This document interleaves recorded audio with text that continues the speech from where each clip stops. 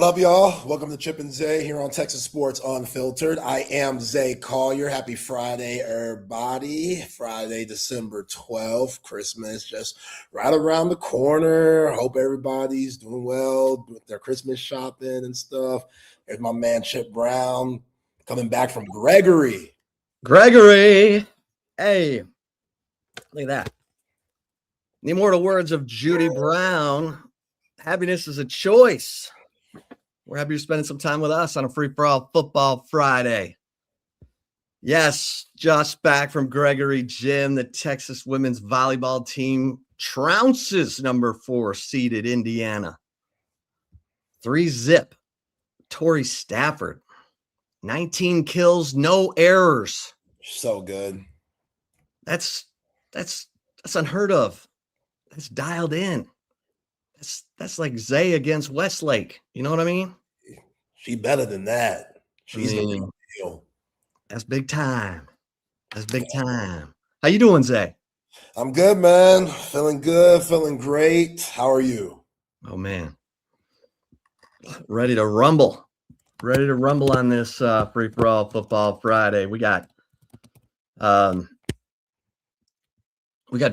Fabianich. He'll be joining us, the executive director of the Senior Bowl, joining us at 2:30. Of course, our Friday football chat with John McClain. Loaded show, should be great. And, you know, it's always fun talking some football with those fellas, you know? Oh, every time. Always look forward, Drew and John, both of those guys. So many years in the game, so much wisdom, so much football seen. And it's nice that every week in the afternoon, 2 to 4, they jump on Chip and Zay and get to share their brilliant football minds with little people like us. So, yeah, never take those moments for granted. That's for sure. Yeah. How about your guy, Sharon Moore? Oh, man. Yeah. It's so apparently he, broke into the gal's house, took a knife and put it to his own throat. So, but he's been charged now. We have charges against Sharon Moore for home invasion. This is not ending well for Sharon Moore. That's for sure. So 39 years old, so much dream job gone. Poof. just like that. Just like that. It's like that. Like you're hardball's guy. You were right there winning championships. He gets in trouble, goes off to the NFL. You take the bullets. They were small bullets, though. You lived, you survived, and just everything ahead of you. And now you butter knives, bro. Come on. Stalking. He's a stalker. You go from head coach of Michigan to stalker, just like that in a couple of weeks. And like I said yesterday, that 13 million, 12 million, whatever the hell the buyout would have been that he ain't getting, that's where he really lost it. Because why else would he do all this? Like, I know his family and whatnot, which is still tragic, but yeah, old girl, hey, she did what she had to do, what she felt was right. It is what it is. But Sharon Moore, this is all you, dog. And you're going to have to live with the brutal consequences that come with losing it and throwing your whole career away, which was a pretty good gig, if you ask me. Yeah. Decent gig. I don't know about you. That Michigan job seems like a nice gig. Seems like a nice job. Seems like you could have a lot of fun there, have a lot of success, you know.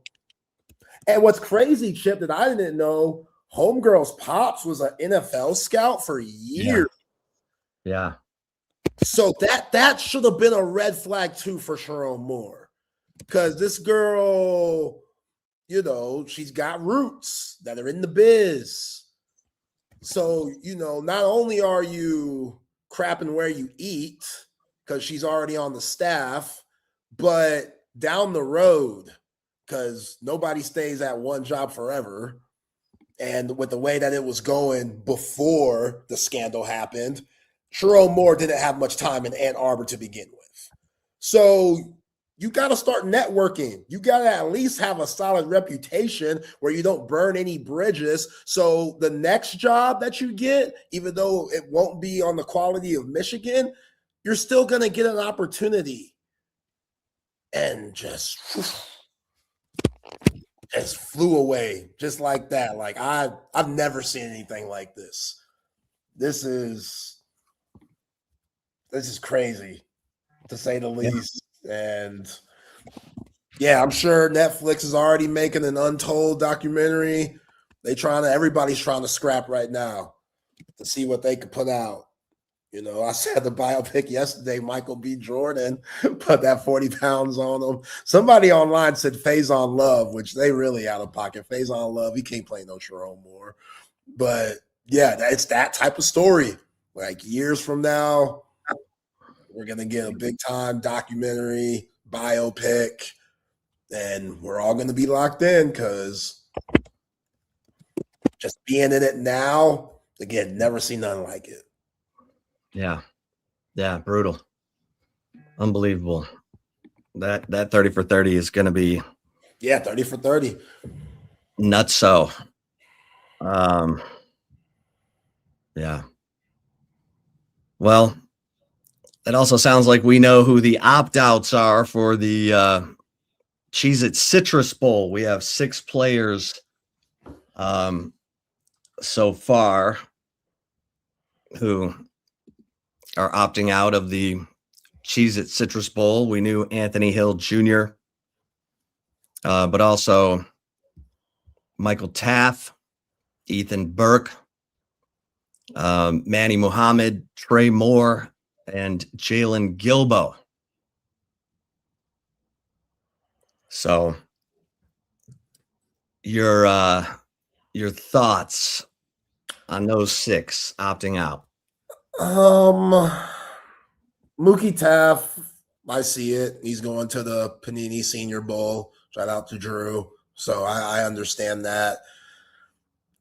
Ethan Burke, I mean, again, we talked to Drew about Ethan Burke. He didn't get no invite yet. We don't know that. It could change. Drew also mentioned that. But I feel like Ethan Burke could use this game in a draft class where edge rushers, it's thick out here. Like, why not put more tape out and get more opportunities to shine? But, hey, I respect Ethan Burke. He busted his ass at Texas. So I'm sure he's going to do what's best for him. And if that means not playing in this Cheez-It Citrus Bowl, then hats off to him. Hell of a career at Texas. Manny Muhammad, I understand that too. I guess with him not playing, he's going to enter the draft. Is that what that means? Or did I miss that, him announcing? He has not announced, but it sure looks, yeah, sure looks like that. Yeah. Jalen Gilbo, I think, and I'm speculating here. I have no idea if this is true or not, but there's really no excuse for him not to play in the game. So I'm going to assume that he's looking at this coaching staff like, yo, y'all gave up on me, because that's kind of what happened. And maybe it's not as much as they gave up on him. It's more of Cade Phillips, Kobe Black are just playing better, and they're the future. And moving him to an outside corner, unfortunately, it was a miss. I didn't see that coming. You know how big of a Jalen Gilbo fan I've been, but that was a bad move. And it wasn't like he was getting killed, but it was just kind of the big plays you remember where you saw the miscommunications and the big moments in the big games like Georgia and Vanderbilt. Jalen Gilbo was involved. And plays like that, you're going to lose trust in the coaching staff. Whether we blame Dwayne Aquina and Mark Orfe for the reason why the secondary took a step back or not, players still got to play. And if I'm Jalen Gilbo, who I imagine, Chip, your aspirations are to get to the National Football League, why wouldn't he play in this game? But also, he ain't playing right now because in the A&M game, he had, 3 snaps? Kobe Black's out here getting interceptions. I'm sure Cade Phillips is going to be healthy, who got hurt in that A&M game by the time December 31st comes around. But, yeah, I found just outside looking in, that's a weird holdout. That's a weird I'm done with y'all type of move by Jalen Gilbo that I didn't see coming. Trey Moore, that makes sense. Him entering the draft, I guess. I feel like he could put up more film too. Again, tough edge rushing class. I don't know what, him playing more linebacker this year. Sure, Steve Sarkisian and Pete Kwiatkowski did him a favor by showing the scouts, hey, this guy, versatile. You could put him anywhere depending on the scheme. But, yeah, that's what happens. Bowl season comes around. You're not playing for a national championship. You're going to have opt-outs. Yeah, I mean, look, it's good that that's it.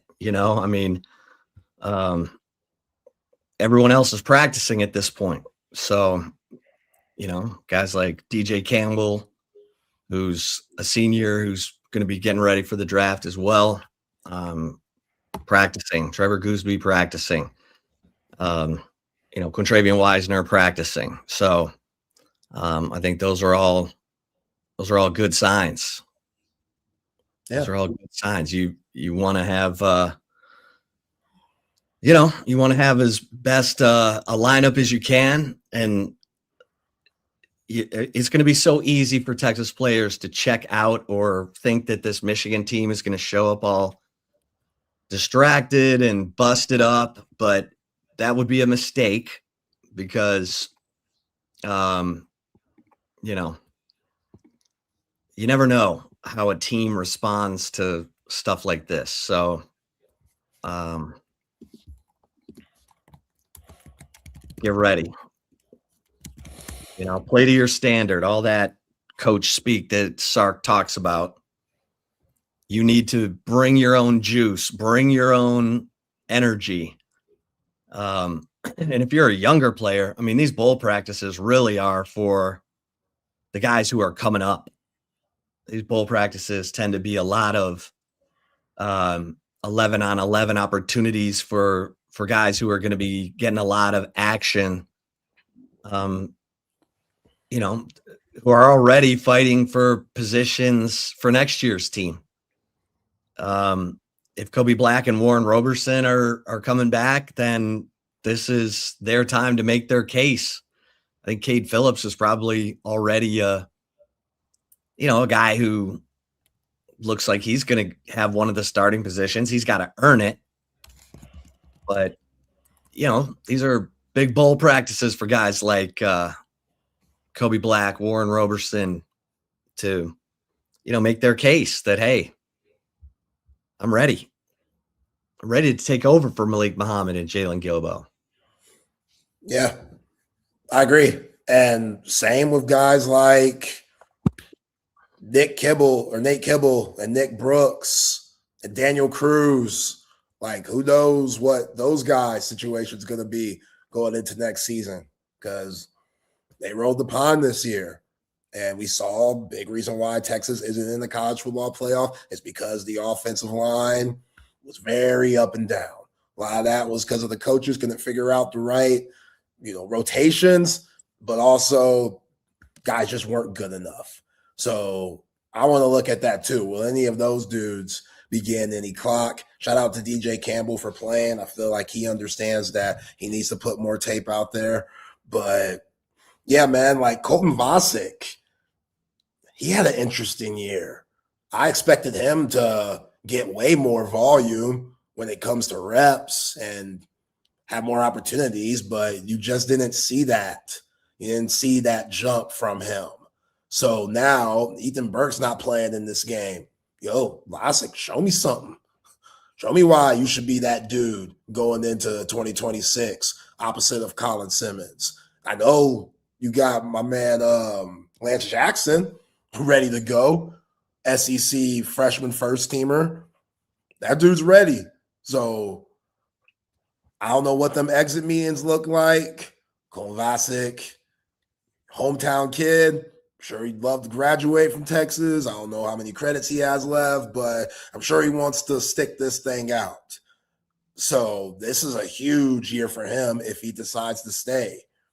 But yeah, those guys next up, show me what you got, because January, when them freshmen coming in, them wide receivers, Lockett, French, Terry, Dalen McCutcheon, everybody talking about Jermaine Bishop going to get reps first year. If I'm on this team now, I'm looking at that like, what? I've been busting my ass all year long for a freshman to come here and take my reps. It happens all the time, but if you got some pride, you want to make him wait like y'all had to wait. So are those young wide receivers, are they going to get any bump? Because you would think the wide receivers that played the most this year, all them guys should return and have to. Like DeAndre Moore, you need to return, bro. You need to return. Go out, get your whatever leverage that you have, do what you got to do with the NIL and stuff like that, and handle your business. I can't knock a brother for trying to hustle for some paper. But NFL ready, I don't think he's NFL ready yet. You know, so I think it would be in his best interest, especially with Arch Manning, who we assume with how he ended the season is going to be in 2026. He come back and this receiver group look a lot better and a lot more consistent than what we saw this season. Yeah. Yeah. I mean, this is, and I'm sure the Texas coaches are letting the team know in some way or another that, hey, we're going all in for the, we're going to add to the lineup where we need to add to the lineup in the portal, and we're going all in to make a run next year. So everybody get their heads right, get your mind right, get your get your focus and start showing us how much this matters to you in these 15 practices. Because every practice is an opportunity. And, like I said, for guys like Kobe Black, Warren Roberson, for guys who are trying to work their way into the interior of the offensive line. Nate Kibble. This is a Brooks. Yeah. Yeah, Nick Brooks at Daniel Cruz. tackle, Daniel Cruz. Make your case. Show them what you got, because you can get a head start.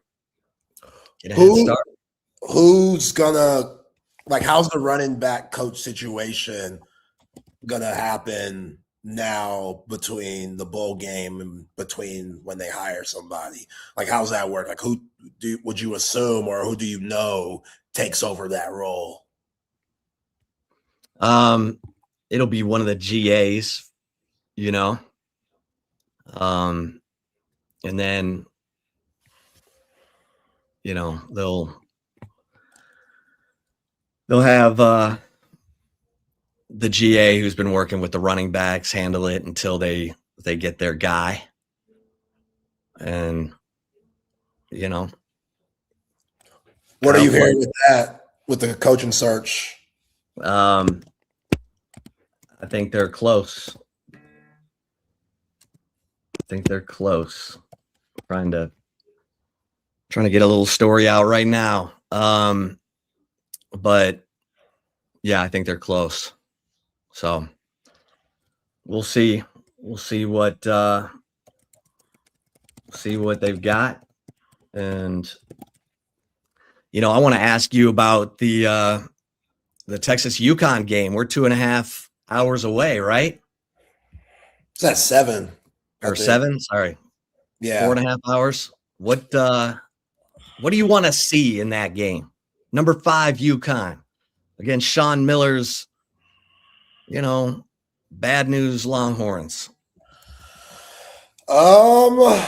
Just be competitive, man. Give yourself a chance in that last 4 minutes to have a shot of winning, which I think is going to be very difficult to do. It's weird. UConn, they're not playing on campus. They're not playing in stores. They're playing in Hartford. Yeah, Hartford, Connecticut. The arena in stores is about 10,000, which I love that arena. It's right on top of you.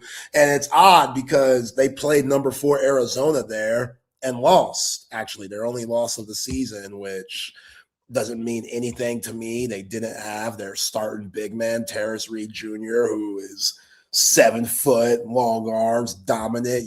Dan Hurley's going to have 2 solid bigs always. But they lost in stores, Arizona. They've been battle tested all year. They're playing in 15,000 venue in Hartford. So that's good for Texas. I think the arena in stores is a lot more difficult to play in just because it's louder. It's right on top of you.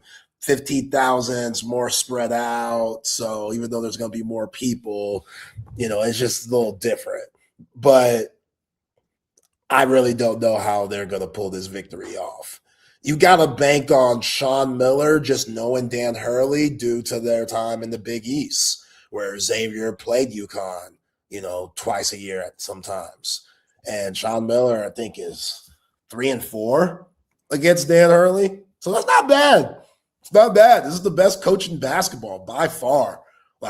He's a nut job. He's an absolute lunatic.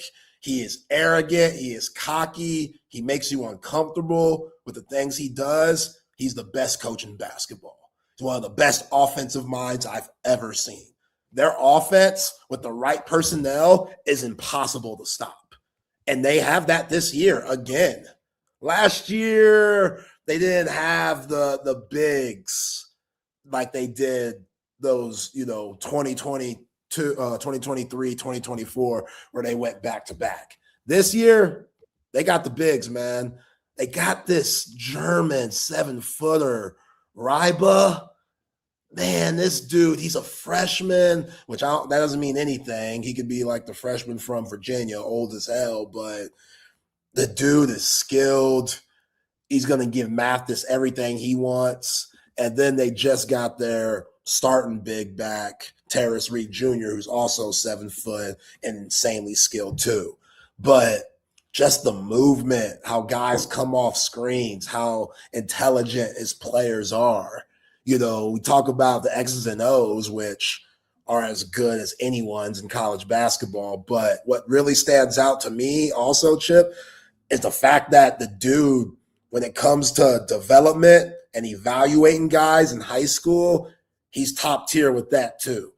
He found the Indiana Mr. Basketball, which is just some scrawny little white kid, Braden Mullins.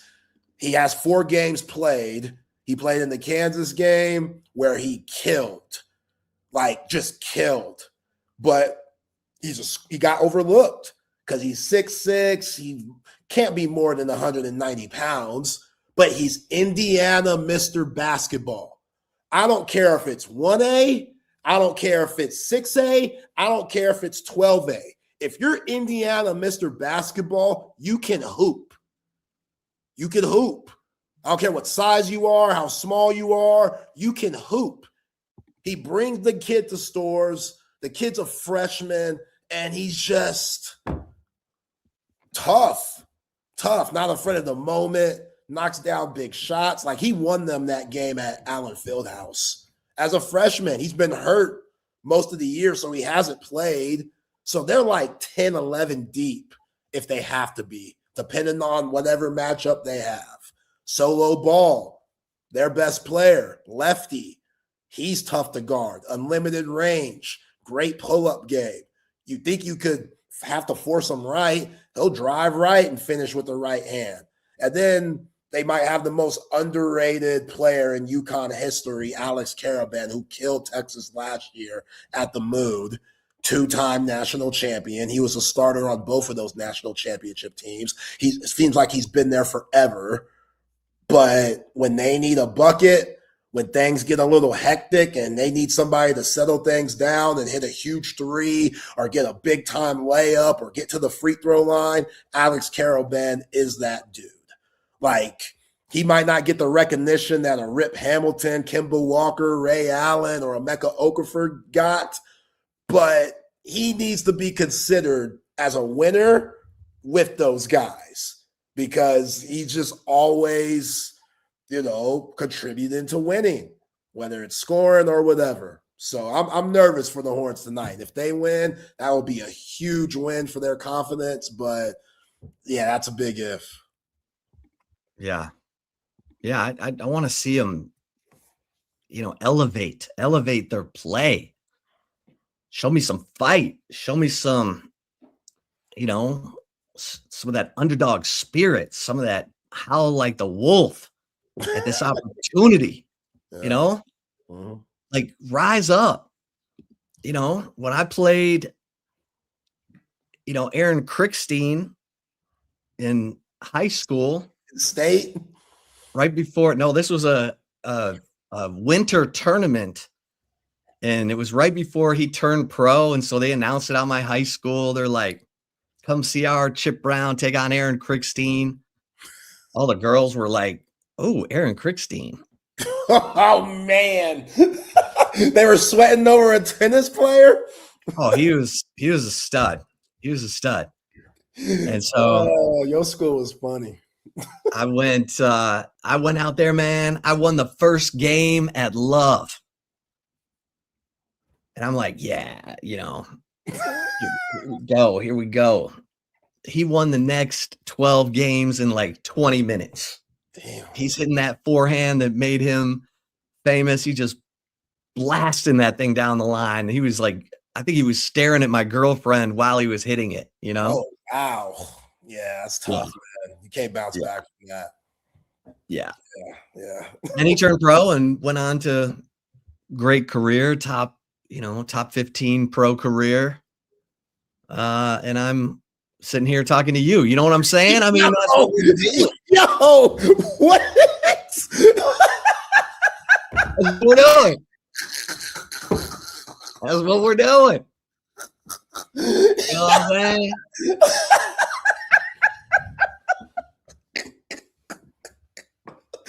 Yo, man, you insulted the shit out of me. What?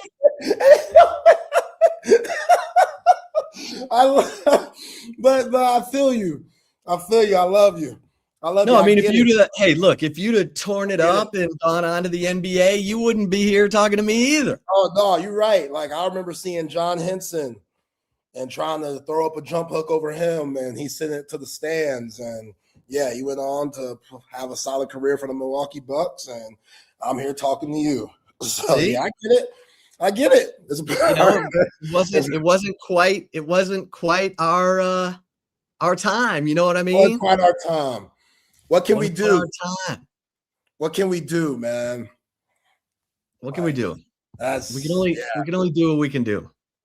That's funny. Yeah, staring at your woman, disrespectful. She was there. Your girl was there at the time. Oh yeah, yeah. Like, was that like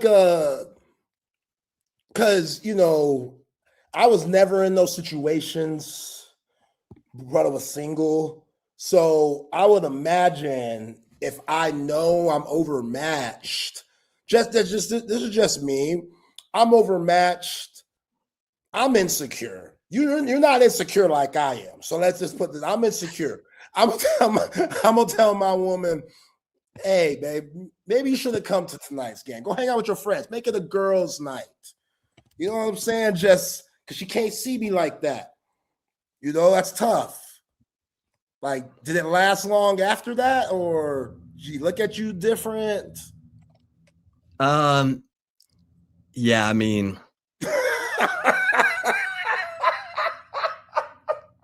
it was pretty much over after that match. You know what I mean? Yeah, you can't invite her to that. That was not good. You know, I see Drew in the weight room, man. Let's bring him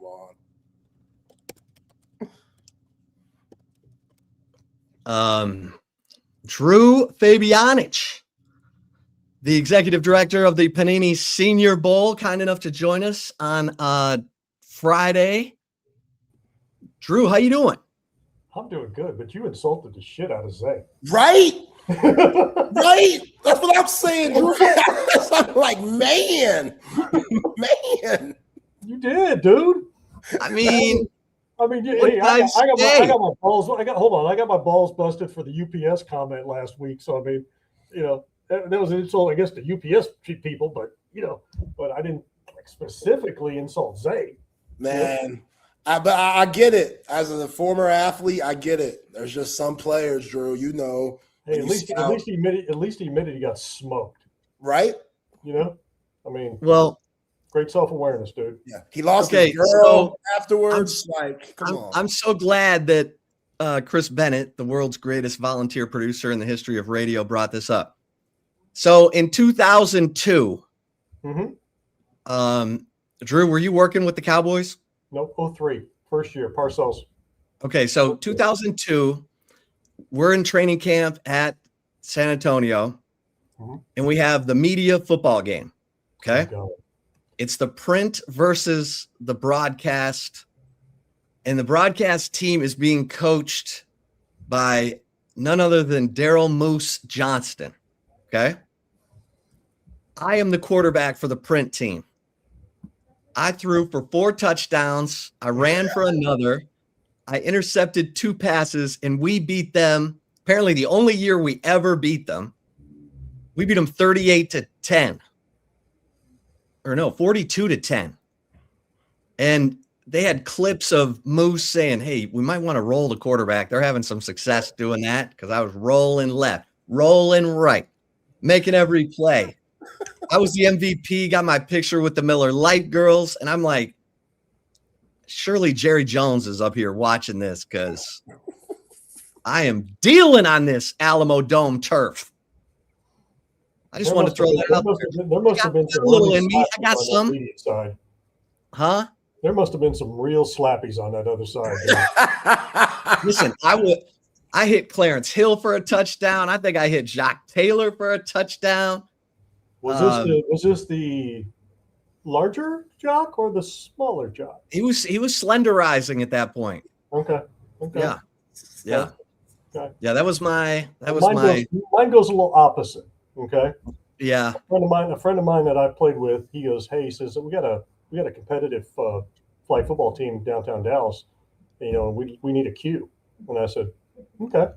I showed up, and after about the first 4 snaps, I had figured out I'd made an enormous mistake.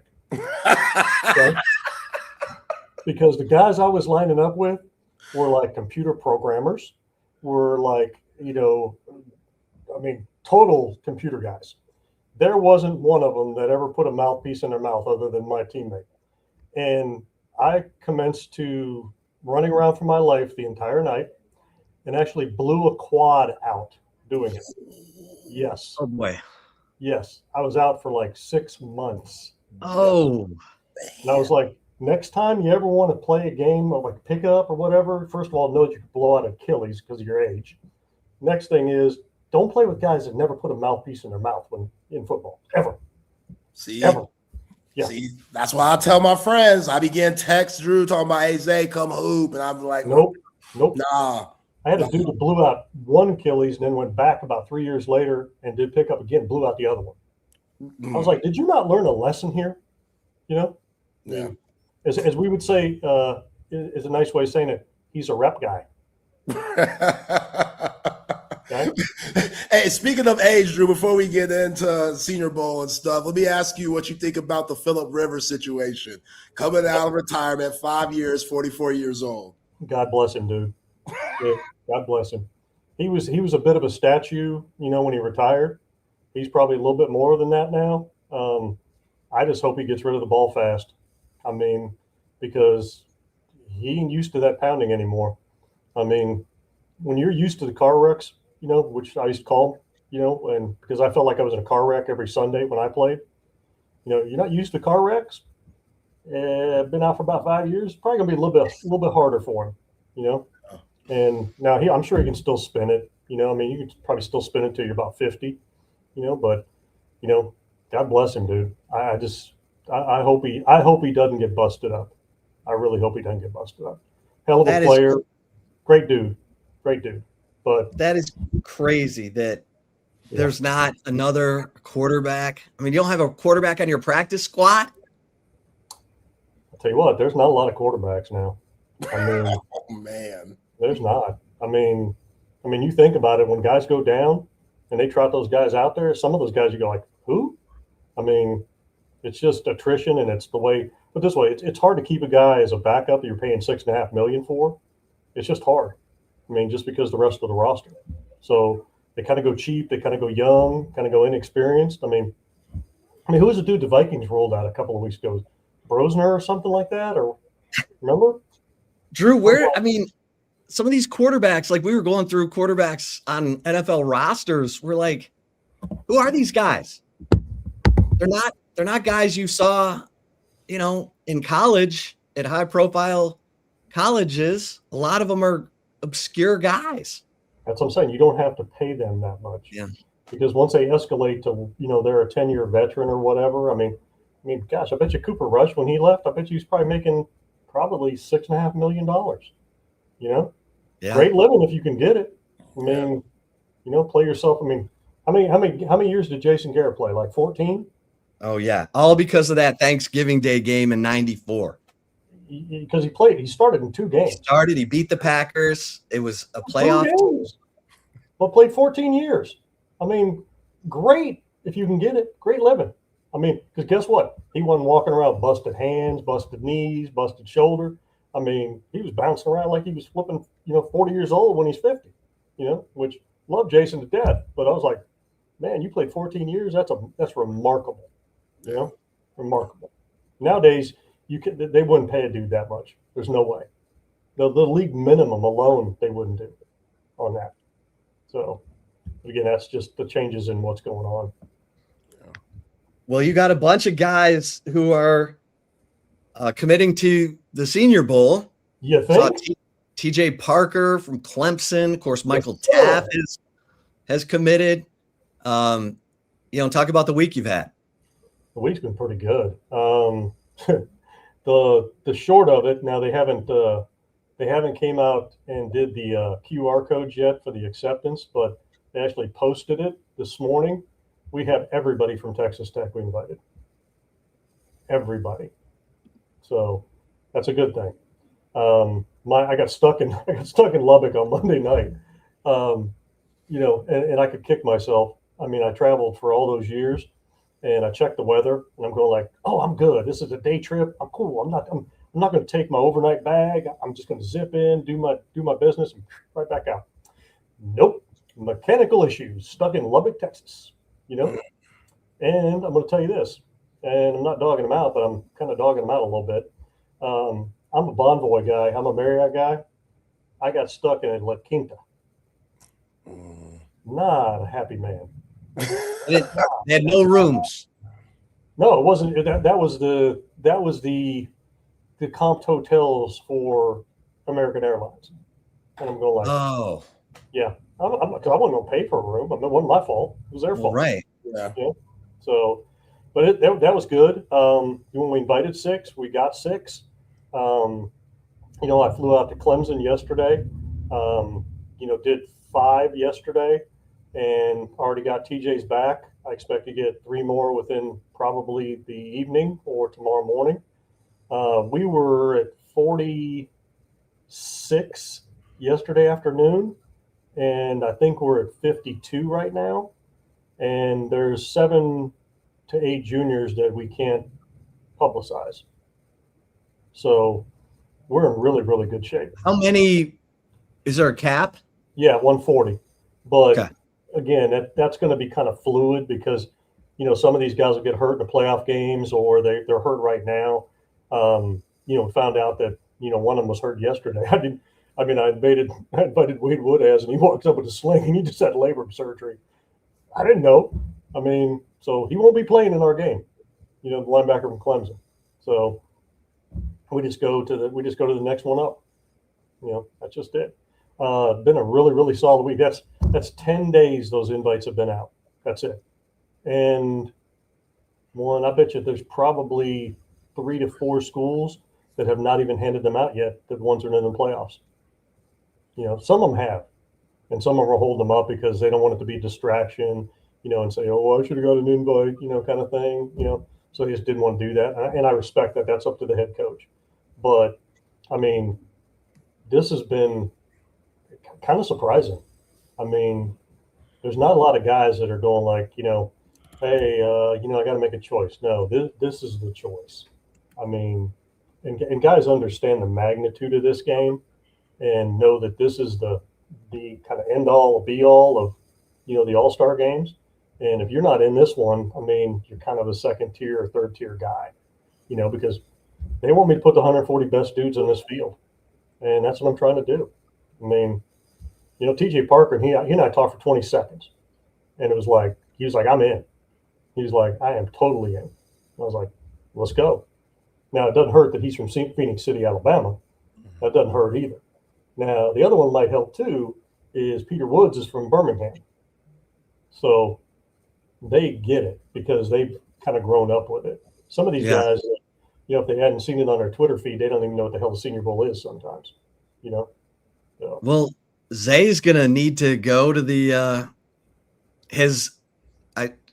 I see Diego Pavia has gotten an invitation. Is he confirmed? Oh yeah, he accepted. He accepted today. He got the box. He texted me. He says, what I got to do? I said, read the damn box. I was like, all you got to do is Zay will be there. You might as well just count on us being there. Hey, and he found out, and I gave him a nickname, and he liked it. It's Bulldog Pavia. Kind of fits, doesn't it? Yeah. Oh yeah. Yeah. Kind of fits. Yeah. Yeah. He's jacked up. Michael Taff and I just got off the phone just a little bit ago. He's in New York for the the Warfel. He's jacked up. There could be a couple more, from UT. When it's all said and done. It's been, like I said, it's been really good, and it's been, there's been some ups and downs dealing with agents, but most of them get it, and most of them understand the magnitude and the value that it can bring to their client. It is. It's just when you go up against the best players. It goes back to what I said about DeMarcus Ware. He played nobody, in college. Well, comes down here and he shows out, and we've taken a 10th pick. Hall of Famer. Troy. Yeah, Troy. But again, he didn't play anybody. Right. But then when he comes down here, he's lined up against the best offensive tackles in the country, and guess what? He did a really, really good job. So, that's where we sit right now. I would assume we'll probably have it kind of filled out by January 3rd, January 4th. Then there'll be some flips kind of right in there because of the juniors that we kind of have to wait on a little bit. So, but we'll try to go into that week, with it all tied up. I hope. We kind of gave them kind of a soft deadline of like Monday on some of the seniors, because I'm not waiting on them. If you put it this way, if you're sitting there vacillating about playing in this game and you're deciding whether you want to compete against the best players, well, first of all, I don't want you. I don't. Come down here and show the NFL that you want to compete and be, do the process the right way, because these guys don't get it, but hey, they're not going to be coddled like they were in college. They ain't going to be nobody showing them where the damn, cafeteria is, doing their damn, helping them with their flipping homework, and having tutors for them. And that's happening, and guess what? When you're late, you can't just say, well, I'm going to leave, because, you're making me run. No, they're going to take it out of your pocket, so act like a professional. This game is part of the fiber of the NFL saying, act like a damn professional. Okay. And if you can act like a professional down there, and you can make people say, hey, he's done this the right way, you're more apt to pay somebody millions of dollars. You know, you act like a slapdick and you don't do things the way you're supposed to do it. I mean, they're going to go, hey, do we really want to take the risk on this guy, or would we rather have this third round value and take him in the fourth? They'll say, yeah, because he didn't do things the right way. So that's just my take on it all. Yeah. When it comes to the coaches that you have for the Senior Bowl, how does that work when deciding who's going to coach and who's not? It's league driven now, and we have to kind of we're going to start probably pretty soon. The mathematically eliminated teams, we'll ask them for nominations from the general manager and the head coach, and the more teams that get mathematically eliminated, we'll get a pool of those, and then I'll get together with 4 representatives from the league, myself and my director of ops, Jack Gilmore, and we'll kind of talk about the staffs, and we'll decide who's going to be the head coach, who's going to be the coordinators. You know, well, we'll get to say the head coach, and then we'll say, here's your guys that could be your coordinators. You know, then you decide who you want as coordinators and position coaches. It's a conglomerate of those teams that do not make the playoffs, but it could be some of those ones that get knocked out in the first round of the playoffs too. The league wanted to do that, first of all, because these guys don't get exposed because there's no such thing as an NFL coaches convention. There is now. It's going back to what it was, but they don't ever cross over, Zay. They never see anybody other than a handshake at the game, in which you see in college, you're always recruiting with guys. You were always out on the road. You ran into them. You got to know guys. Those were your network to where, you know, I mean, I ran into Kevin Wilson, you know, like years ago when he was like at Miami of Ohio as a position coach. Well, fast forward, he's talking to me about a job, you know, at Indiana and Miami of Ohio and everything. I mean, wherever he was a head coach. I mean, you know, because I knew him. These guys, it's good for these guys to kind of get exposure and get to know different guys. Plus, now that the evenings are open, there are going to be a lot more coaches down here getting to know guys and network people and get jobs, because here's where the jobs are going to get filled, because if you wait for the combine, 90% of the jobs are already filled in the NFL. So they're going to come down here instead of waiting 2 more weeks to go to the combine, or 3 weeks, I think it is, something like that. So that's how the coaches are picked. Now, do I have a say in it? A little bit, but it's more league driven, and it's guys that they think need to be exposed. Yeah. Well, I love some of these guys on your list. We talked about Mike Washington last week, Sawyer Robertson, Taylon Green, but Bud Clark, the safety out of TCU. Yeah, I like him. I do too. I mean, I like the safeties that we've gotten so far. You know, Bud's an older guy, but he really produced this year. I mean, he's always been a good run fit guy and always a good insert guy, and, you know, physical, but he showed he can actually play in the back end and has some range. You know, and he plays the ball well. He really does. Just well. I mean, you know, I always told you when we were playing golf or whatever, some of those guys that didn't play baseball, you know, can't track a ball. Well, I bet you he played baseball. I didn't even check, but I bet you did, because he tracks the ball really, really well. But super productive. And I like the mentality. I like how tough he is. I think this would be great for him. Because again, I keep going back to this. You know, he's going to be playing the best against the best now. And you're seeing some of these receivers popping out of there, and some of these tight ends they're taking invites. It's going to be competitive no matter what rep you grab. There ain't going to be some damn freshman that you can grab, you know, and do, hey, I'm going to torture his ass a little bit. No, that ain't how it's going to be now. Because, again, like I said, you're seeing there's a lot of guys that are accepting quickly. Yeah. I like Reggie Virgil, Drew, Texas Tech, man. I think, you know, that offense gets overlooked for how good that defense is, but Virgil's made some big plays, which is why Texas Tech's in the position they are now. Talk about him a little bit, because obviously he'll be playing in y'all's game. Well, I'll tell you what, it's a great compliment, you know, to him and the other side with Caleb. I mean, both of them accepted. You know, Caleb's, you know, more of that linear guy. He's more of the, you know, the contested catch guy, you know, down the field, uses his length real well and got good speed. Virgil has very good speed, and he separates not just with quickness, he separates with speed. He's really good with the ball in his hand. He's not a real make you miss guy, but he's one of those guys that has kind of like, I used to say it was punt return vision. He would be making breaks before the guy even broke down on him. And he's made some really big plays, but a lot of it is that he's breaking angles of DBs because he's that fast. I'm betting 4.38. That's what I'm betting. He can. He can really run.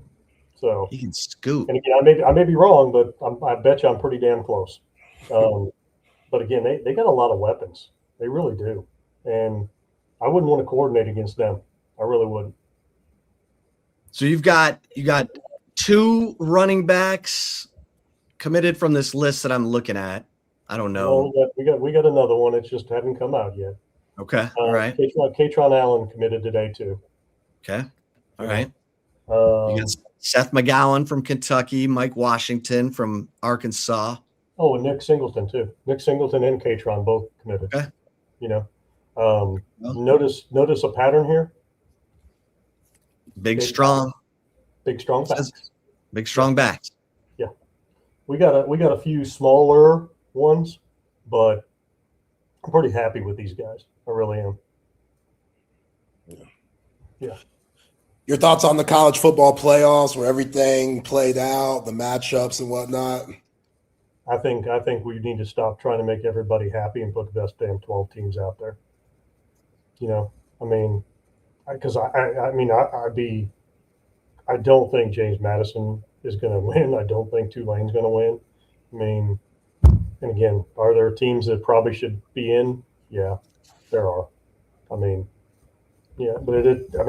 that's the way the system was set up. So either change the system or, like I said, are you going to make everybody happy? Hell no.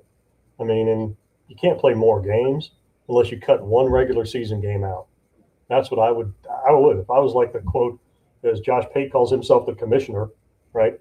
If I were the commissioner, I'd say cut one single game out of your regular season. Add that week as your playoff starter, right? Take it to 16 teams. Absolutely. And then after that, if you're not in those top 16, you don't belong in the damn playoffs. Right. You don't. And guess what? Do it on pure record and power rating and everything else, and work off of that. I think we're too much of a make everybody happy society, and guess what? Some kids don't belong in the sandbox. They just don't. And those programs, there's a reason why they're G5. There's a reason why they are, because they don't have the resources, and they're. And again, I'm not downgrading any of them. They're really good football teams, but I coached in the SEC. There's nothing like it, nothing. And now with Vanderbilt being the way they are, Kentucky starting to, Kentucky would get back up to kind of where they were. There's no easy outs now. There's not. Who's the easy out in the SEC? Mississippi State's not even an easy out, And so, again, I pop off a little too much every once in a while, but we love it here. Hey, you're always going to get the truth, aren't you? Yeah. Who's your favorite right now? Georgia. Just because they keep getting better on defense every week.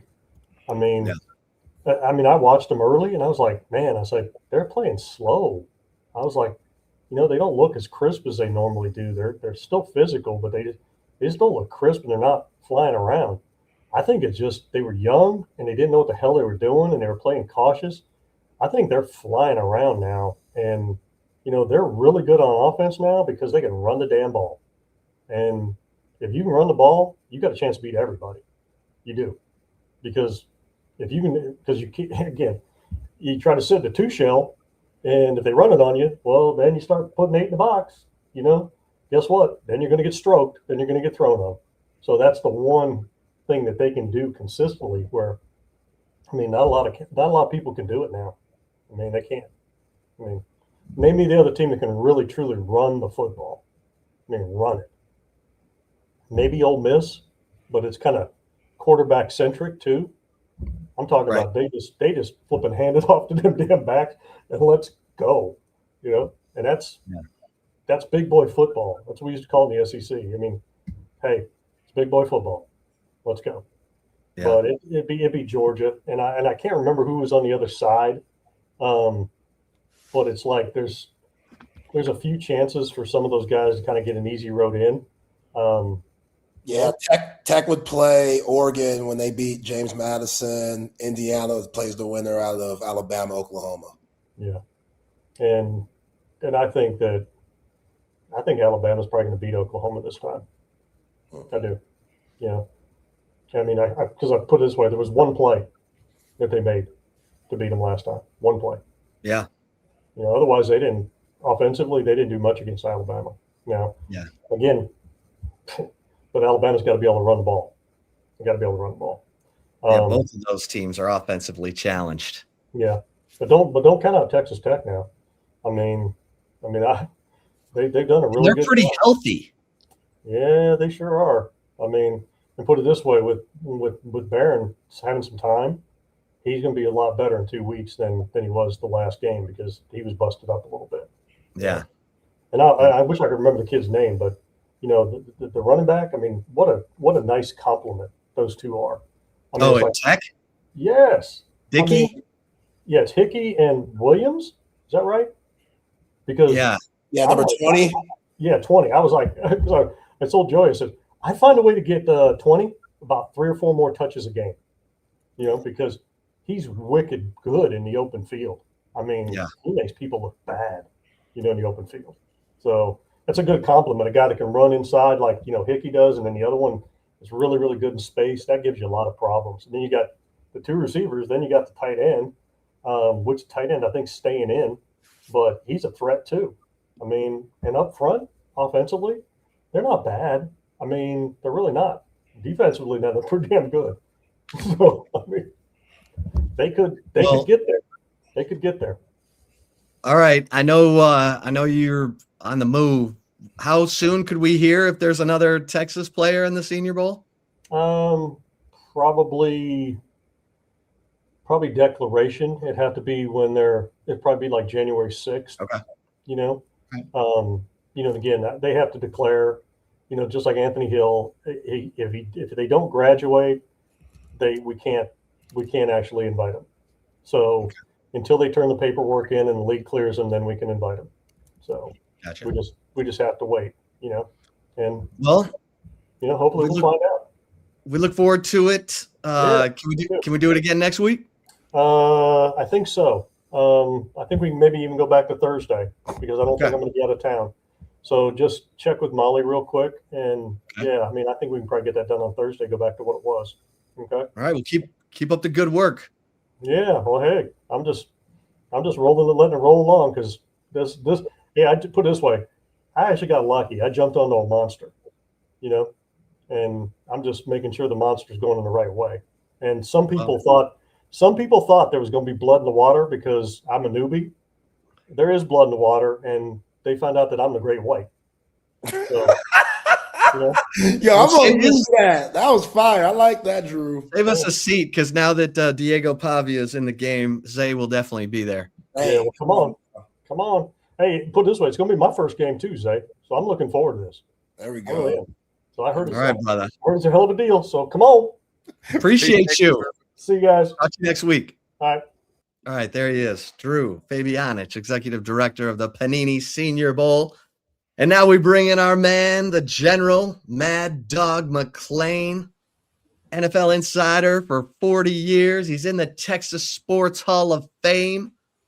Hell, he's in the Pro Football Hall of Fame for his coverage of the NFL.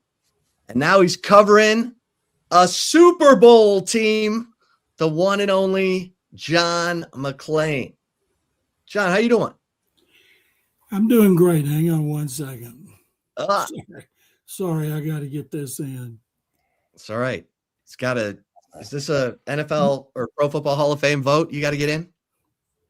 Well, but now I think we're going to, if you've already filed your ballot, then I think we're going to have another vote because of Phillip Rivers. Once he's activated, he's out and he'll go back 5 years and be eligible in 2032, something like that.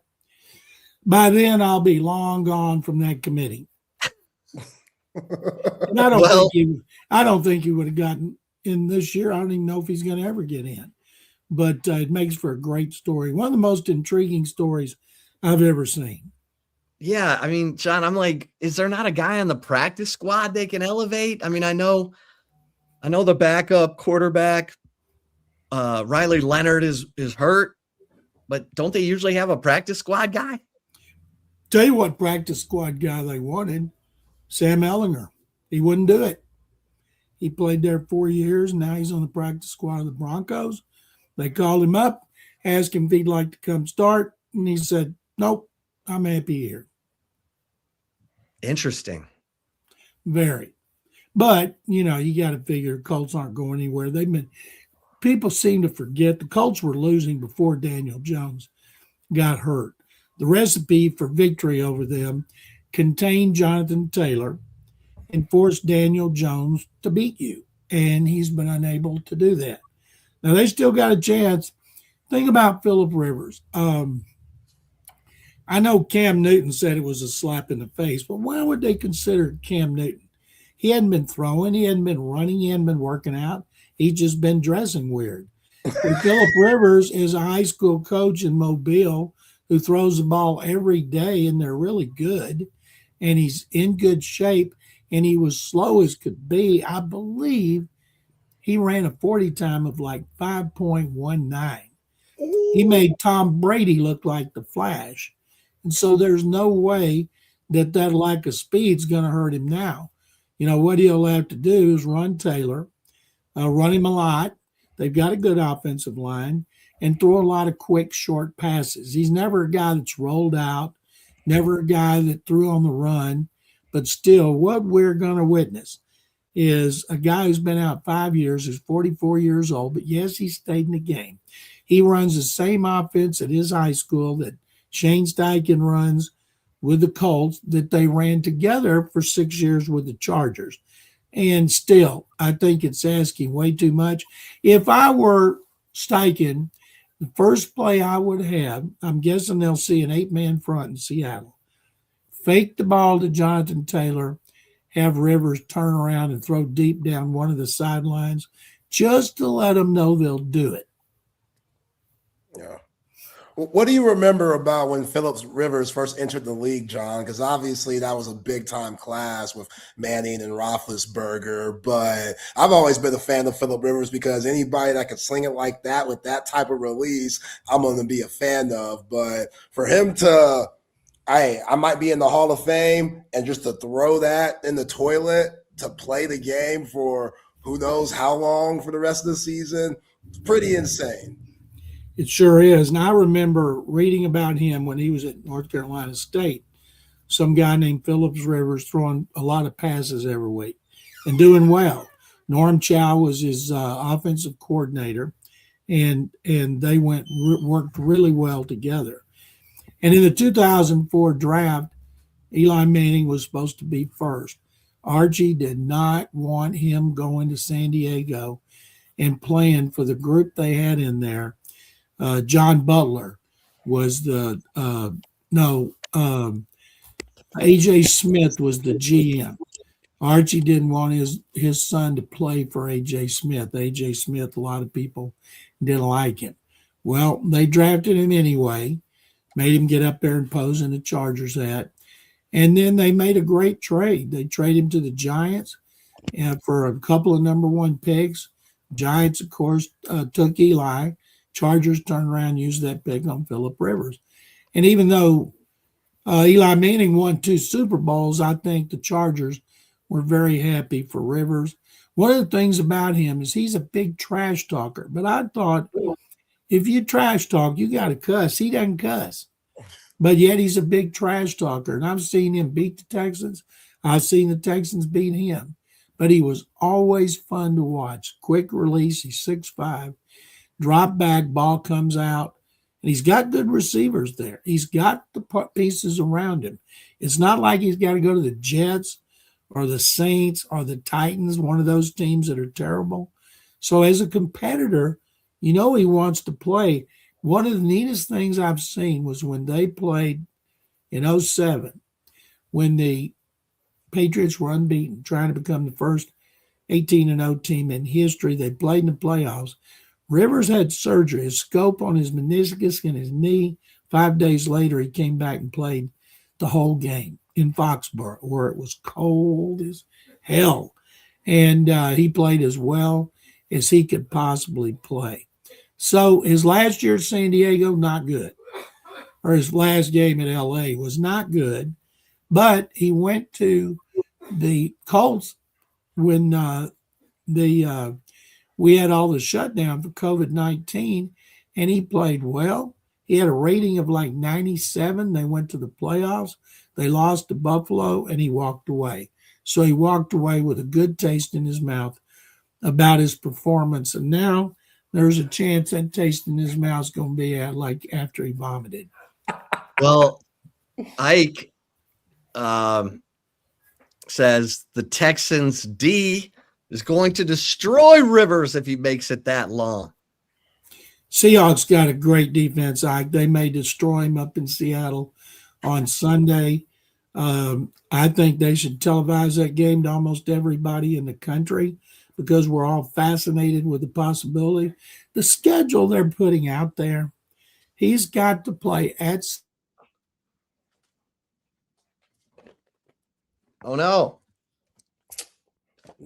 Deja vu. Plays the Texans in the last game here if he survived. But those teams that he's going up against got good defenses too. But the Texans right now have the best. When y'all are interested in some really interesting Texans defensive numbers, let me know. Yes, because they're my Super Bowl team now. Have you looked at their offense? I know, but I just need them to do enough, John. I don't think their offense is good enough to go to the Super Bowl. Too inconsistent. Don't have a running game you can count on. The offensive line can be okay and then terrible. But they lead the NFL, giving up 16 points a game. And the team record is 17.4 in 2011 when Wade Phillips was in his first year as defensive coordinator. Their first-round pick was a guy named Watt. They went from 30th to second, and they gave up 17-4. And considering they're going to go up against Jacoby Brissett, somebody from the Raiders, maybe Kenny Pickett, maybe Geno Smith, and yes, they got to play Justin Herbert, who they beat in the playoffs last year, and then close here against Rivers or Leonard, one of those guys, or Brett Rippon. They got a good chance to establish that record. Right now, they are first in opponents' passer rating, 69.8. They're second in opponents' completion percentage, 57.1. They're first with 11 games allowing 20 or fewer points. 10 of those have been fewer than 20 points. They're the only team in 40 years to limit opponents to fewer than 225 yards passing in each of their first 13 games. And then a stat that I do not like, they lead the league in field goals, and that just shows how pathetic their offense is in the red zone. They're number 31 in the red zone. Only team that's worse, the Saints. That is absolutely pathetic. They're at a time right now, you shouldn't be having the mistakes, not lining up right early in the game. D'Amico Ryan's having clock management problems at the end of the first half in the last two games. Fortunately, they won. And the inconsistency of their offensive line. Only one player on offense has started every game. Well, y'all want to guess which one that might be? Rookie left tackle Ariante Ursary. Yeah. First one he didn't start at left tackle. That was Cam Robinson, but they started him in that jumbo formation that the offensive coordinator, Nick Cayley, likes, that I absolutely hate. What you do there is you're just putting another mediocre offensive lineman on the field and taking away a skill position player. On defense, though, they have 6. And that's one of the reasons they've been able to be so good. They lost 2 starters for the season, MJ Stewart, a safety, Tim Settle, a defensive tackle, but they've got depth at both of those positions. Defensively, Will Anderson Jr., Danielle Hunter, the ends, Aziz Al-Shire, the linebacker, and 3 in the secondary, Kalen Bullock and cornerbacks, Derek Stingley Jr. and Kamari Lassiter. They have started every game, and I think they got the best secondary in the league, and they might have it if they didn't have one of the best front lines, because those guys can cover. 4 of them play well enough to go to the Pro Bowl, including Jalen Petrie, and that's not going to happen, of course. And then nobody's throwing at Derek Stingley Jr. anymore. Kansas City, he made one play, broke it up on 4th down. That was the only time that they came close to throwing it at one of his guys. Yeah, his defense so good. Well, Go ahead. Right quick, let me point out, Matt Burke, the defensive coordinator, calls the defense. On TV, they keep talking about D'Amico Ryans. Every once in a while, they'll show Matt. But when D'Amico gave it up to Matt this year, early in the season, when they were winless, they just took off, skyrocketed in their performance. And Matt Burke has done a great job. I'm starting to see his name as a possible head coach. I think he'll have to do it another year. But he is the unsung hero. He and Davis Mills. I mean, do you think this defense, even though the Texans are kicking a bunch of field goals, I mean, we all think back to 2000 when the Ravens, Trent Dilfer, they didn't score a touchdown in 5 games, John. I mean, is this defense good enough to carry an offense that's, scoring 12, 15 points on field goals?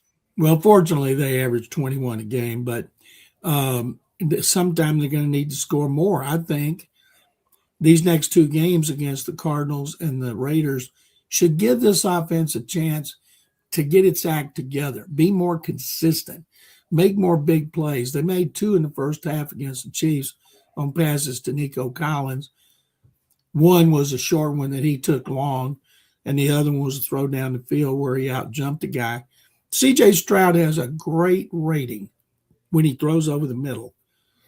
Problem is, he gets flushed out of the middle. The best plays he made against Kansas City were when he was running for his life to the right side, and he made pinpoint passes for first down.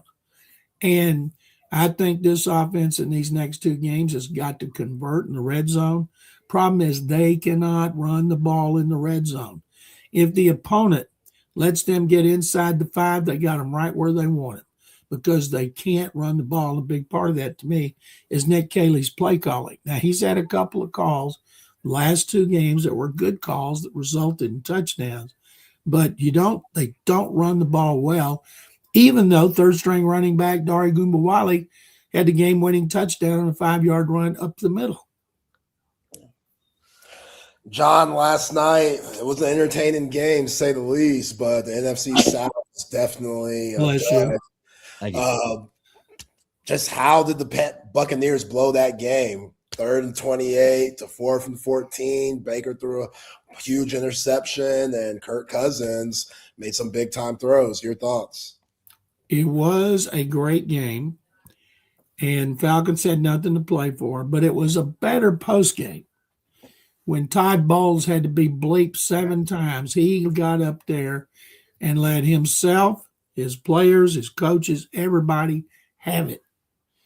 Bleeping this and bleeping that, the bleeping effort. And he was right. Think about how many coaches would like to say that.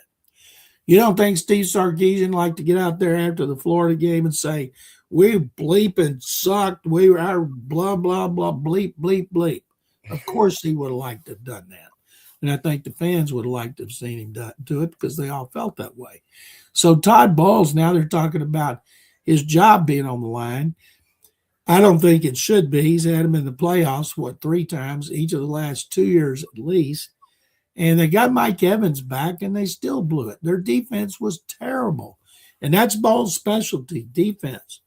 Baker said, this is on me. Yeah, and it's on the defense as well.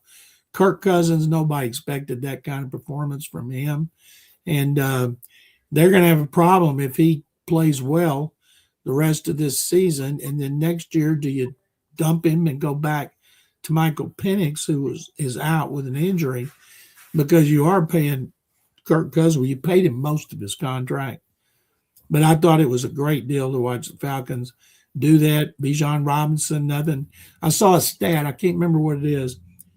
Bijan, he's either the league lead or he's had a record of like 8 games in a row with over 200 yards from scrimmage, something like that, which is phenomenal. I may be giving that wrong, but it's still very, very impressive. The Texans need a running back like Bijan Robinson. They can't keep putting Band-Aids on their running game. Last year, Joe Mixon was one of their best players, their inspiration, a leader. He could play, catch the ball, he could run. Now he's on another planet, and we don't know if it's Pluto or Uranus. And so they've been patchwork running game. Now, it's not going to happen without a trade-up. But God, I'd love to see them get Jeremiah Love and Notre Dame. But that guy's one scout from ESPN that I trust a lot, Matt Miller, I think has him as his number 1 prospect overall. Jeez. Well, it was interesting this week. Joe Burrow had a press conference and he looked really sullen, talking about how he needs to have fun. He probably should have been the MVP of the league last year. He played so well, but his team sucked. What did you make of that, John? Because he has been such a talent in the league, but he's been beat up. Well, a lot of people were comparing it to Andrew Luck. Well, Andrew Luck, he got hurt severely, things like spleen and stuff like that, and had to have parts taken out. And Andrew, who's a very smart guy, went to Stanford. He may get a PhD at some point, and very cerebral. And so Joe Burrow's from a middle-class town in Ohio where football is everything for them. And I'm sure he's frustrated. The last 2 years, if he'd played better early in the season and they hadn't gotten off to such bad starts, they would have made the playoffs. I can understand his frustration, but I don't see him walking away. He's 29 years old. He loves the game. Anytime he plays, you think they got a chance to win. They'll need to improve their defense in the offseason. He wanted them to sign T. Higgins. They did it.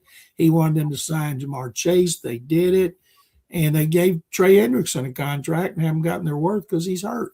So he'll be gone. The guy from A&M, what's his name? Shamar Stewart. He's been a total bust as a rookie. I don't know if he's hurt or what. He didn't do squat at A&M, but he looked great in the mirror. So all of a sudden at the combine, people are like, wow, this guy looks great. And I that's agree. the last thing you should be doing. You look at production. What did he do? So what if he's fast and quick and this? Did he produce the way he's supposed to? Is the guy a football player? Too many of them rate players based on like a beauty contest. Yeah. That first round's all about the measurables. I want production. I want football players. I want some dogs out there. All right, I got to ask you about. I'll tell you all a story right quick. The late, great C.O. Mercado from the Oilers and Titans, best scout I've ever known. Most people would tell you in the NFL, the greatest ever was C.O. Mercado, died 10 years ago. He told me, he said, all these people write their scouting reports in pencil because then they hear somebody else tell them about a guy and they run back and erase it, use that opinion, then they erase it some more. You can't write your reports in pencil. They got to be in ink and they got to be what you believe in. One time I was so the respect he had, can't remember the year, but I was at the Senior Bowl, and after that night, I was in a hotel bar, and I was sitting with about 5 or 6 agents, and we're talking about players and who they had. And somebody said, well, Zach Thomas at Texas Tech doesn't have an agent. I said, is that right? I said, C.O. Mercado thinks he is going to be a great player in the NFL, even though he's not rated high, and what C.O. says, because that bleeper is a football player. Every one of those agents jumped up, no cell phones then, ran to the bank of payphones and started trying to call Zach Thomas or somebody from Tech, and then they come back. He just hired an agent yesterday. It turned out that bleeper was a football player. Best I've ever seen. Hall of Fame. Best I've ever covered in college, that's for sure. Plus, he's got that neck. No neck. I didn't know he had a neck. Yeah, that's what I'm saying. He don't got no neck. Zero neck. Like a man. tree All stump. head. All right, John, I got to ask you about this Lions-Rams game. I mean, this was looking like two of the best teams in the NFC, and now Rams are favored by 6. Lions are all beat up. Brian Branch busted Achilles. I'm not feeling good about this.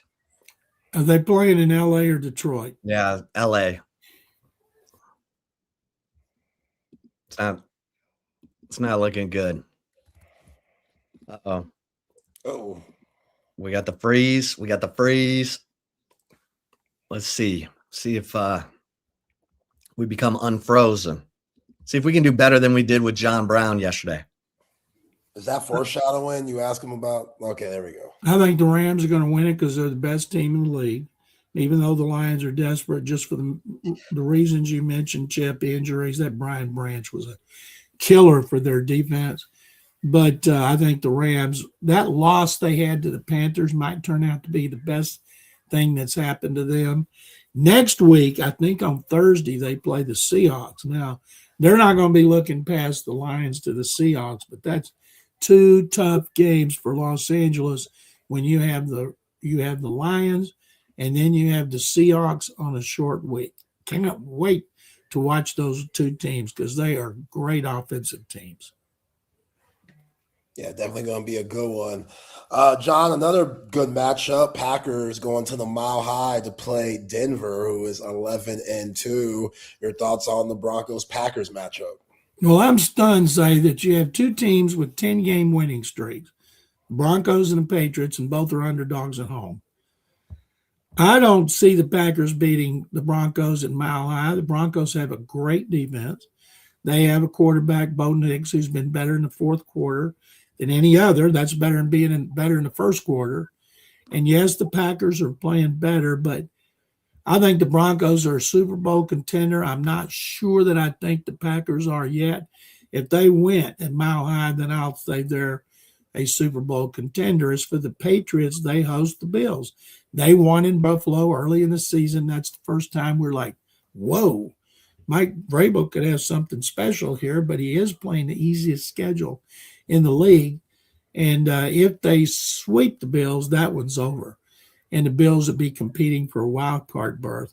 But I would never pick against Buffalo and Josh Allen, even though he doesn't have receivers. Their run defense is not good. They don't have nearly the talent as they used to, and they're having to depend on him so much. Well, what I agree with you. The Jaguars, they look like a juggernaut. John, what? Well, I think that is a little, let's see, a juggernaut. Nah, I don't think that's the right word.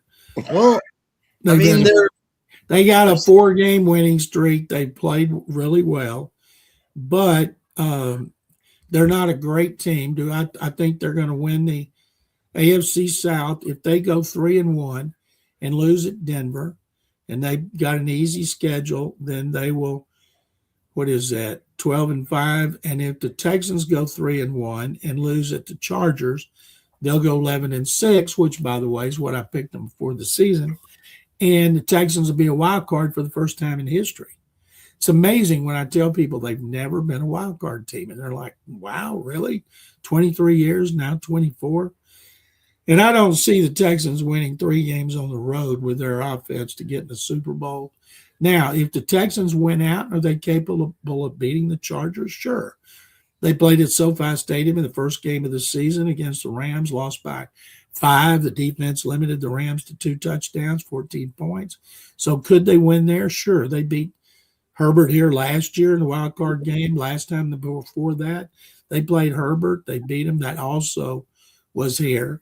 And if you can go to Kansas City when it's single-digit wind chill, and beat Patrick Mahomes and Andy Reid, you ought to be able to beat just about anybody. Yeah. John, who wins the AFC North? last week, Steelers got the win against Baltimore, and they got the advantage in that fourth spot in the playoffs. But do you think the Ravens can make a comeback, or what do you see happening there? Does anybody really care about the AFC North? Going into the season, we thought it was going to be the best division, 3 contenders, and then the Browns. And now they're not. Until the Ravens are mathematically eliminated, I'm going to stick with the Ravens. I watched the Steelers. I just don't believe in the Steelers. Whoever they play, I don't think they'll do any damage in the playoffs. And I know Pittsburgh now, TJ Watt's got a partially collapsed lung. He got treatment. He's going to be playing, and people go, oh, my God, how could he do that? Remember in 2018 when Deshaun Watson had a partially collapsed lung and broken ribs, and he couldn't fly to Jacksonville, so they drove him in a luxury coach, and they beat the Jaguars. And so you can play with that. But it's hard for me to pick against the Steelers, but I don't see anything special about the Steelers. Lamar Jackson got to play better, and if he does, maybe he'll all of a sudden quit being Clark Kent, become Superman again, and they'll get on a roll here at the end of the season and beat the Steelers. John, you're the man. I know Zay probably wants to ask you about the Rockets, so go ahead. Rockets Zay. beat James Harden by 2 points last night. It was a great victory, and Harden was so nice, shaking hands with players and everything. The fans gave him a huge ovation when he left the court, and the Rockets are playing really well. They've only lost, I think they've lost 5. Only one was a team that didn't have a winning record. If they were in a 7-game series with Oklahoma City, do you think they could dethrone them? No, Oklahoma City is off to one of the, if not the greatest start for a defending champion in history. They beat the Rockets by 1 in double overtime in the first game. I just don't see the Rockets having their talent, their experience. I think that'd be more likely, say, next year, because OKC, they are not relaxing, that's for sure. John, last thing, this comes from Joe. Joe K says, does Mike Tomlin, keep his job for another year if Pittsburgh makes the playoffs? Joe, I think he's going to keep his job even if they don't make the playoffs, because he got the most patient ownership family in football, and it's not like he's had one bad year.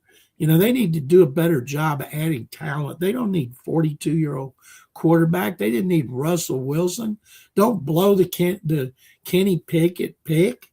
Get him some players there. It's not Tomlin. It's the personnel people. Love it. John, you are the best. We appreciate it. We look forward to it every Friday. My pleasure, guys. Thank you very much. As always, Merry Christmas and happy holidays to all your viewers. Same to you. Same to you. John McClain, the legend, the general. We call him the general. Mad Dog McClain, even, because he apparently went into his neighbor's yard as a kid. There was a dog. I went after him and I think bit him. So, hearing the nickname Mad Dog McClain. Interesting. All right, let's get a couple mentions in here because we got some stuff that we need to talk about. But hey, listen, I love talking about Humann because Humann, with their health supplements, all their award-winning science-backed research done at the University of Texas Health Science Center, and I have tried all the supplements, and Humann is the best. There is no doubt about it. The Super Beats Heart Chews, which, the best beat-based, heart chew, #1 recommended by cardiologists. If you have high blood pressure, this is going to help you, have healthy blood pressure 2 times more than just healthy diet and exercise. So the Super Beats Heart Chews, a must. But the 3, I call it the triple crown of health supplements are the cholesterol health daily from Humann, the metabolic health daily from Humann. It's gonna help you with your weight management, your blood sugar. I mean, these are very sophisticated formulas that Humann has put together. And the cardiovascular health daily, which is gonna, help you with blood flow, with blood pressure, with vascular health. These are all things that as we get older, we need to make sure that we are paying attention to. So here's the beautiful thing. You go to Humann with 2ns.com/TSU. Use the promo code TSU and load up because you're going to get 20% off your first order. So, load up on the cardiovascular health daily, on the metabolic health daily, and the cholesterol health daily, because there's a 90-day money-back guarantee. And you need to let your body, adjust to these supplements so that you feel everything that I'm feeling. Brain fog is gone. I feel better, joints, everything. So take care of yourself. Do it for yourself. Go to Humann with 2ns.com /TSU. Use the promo code TSU and load up. You'll be glad you did. And listen, guys, I'm going to tell you something. I'm going to let you in on a little secret.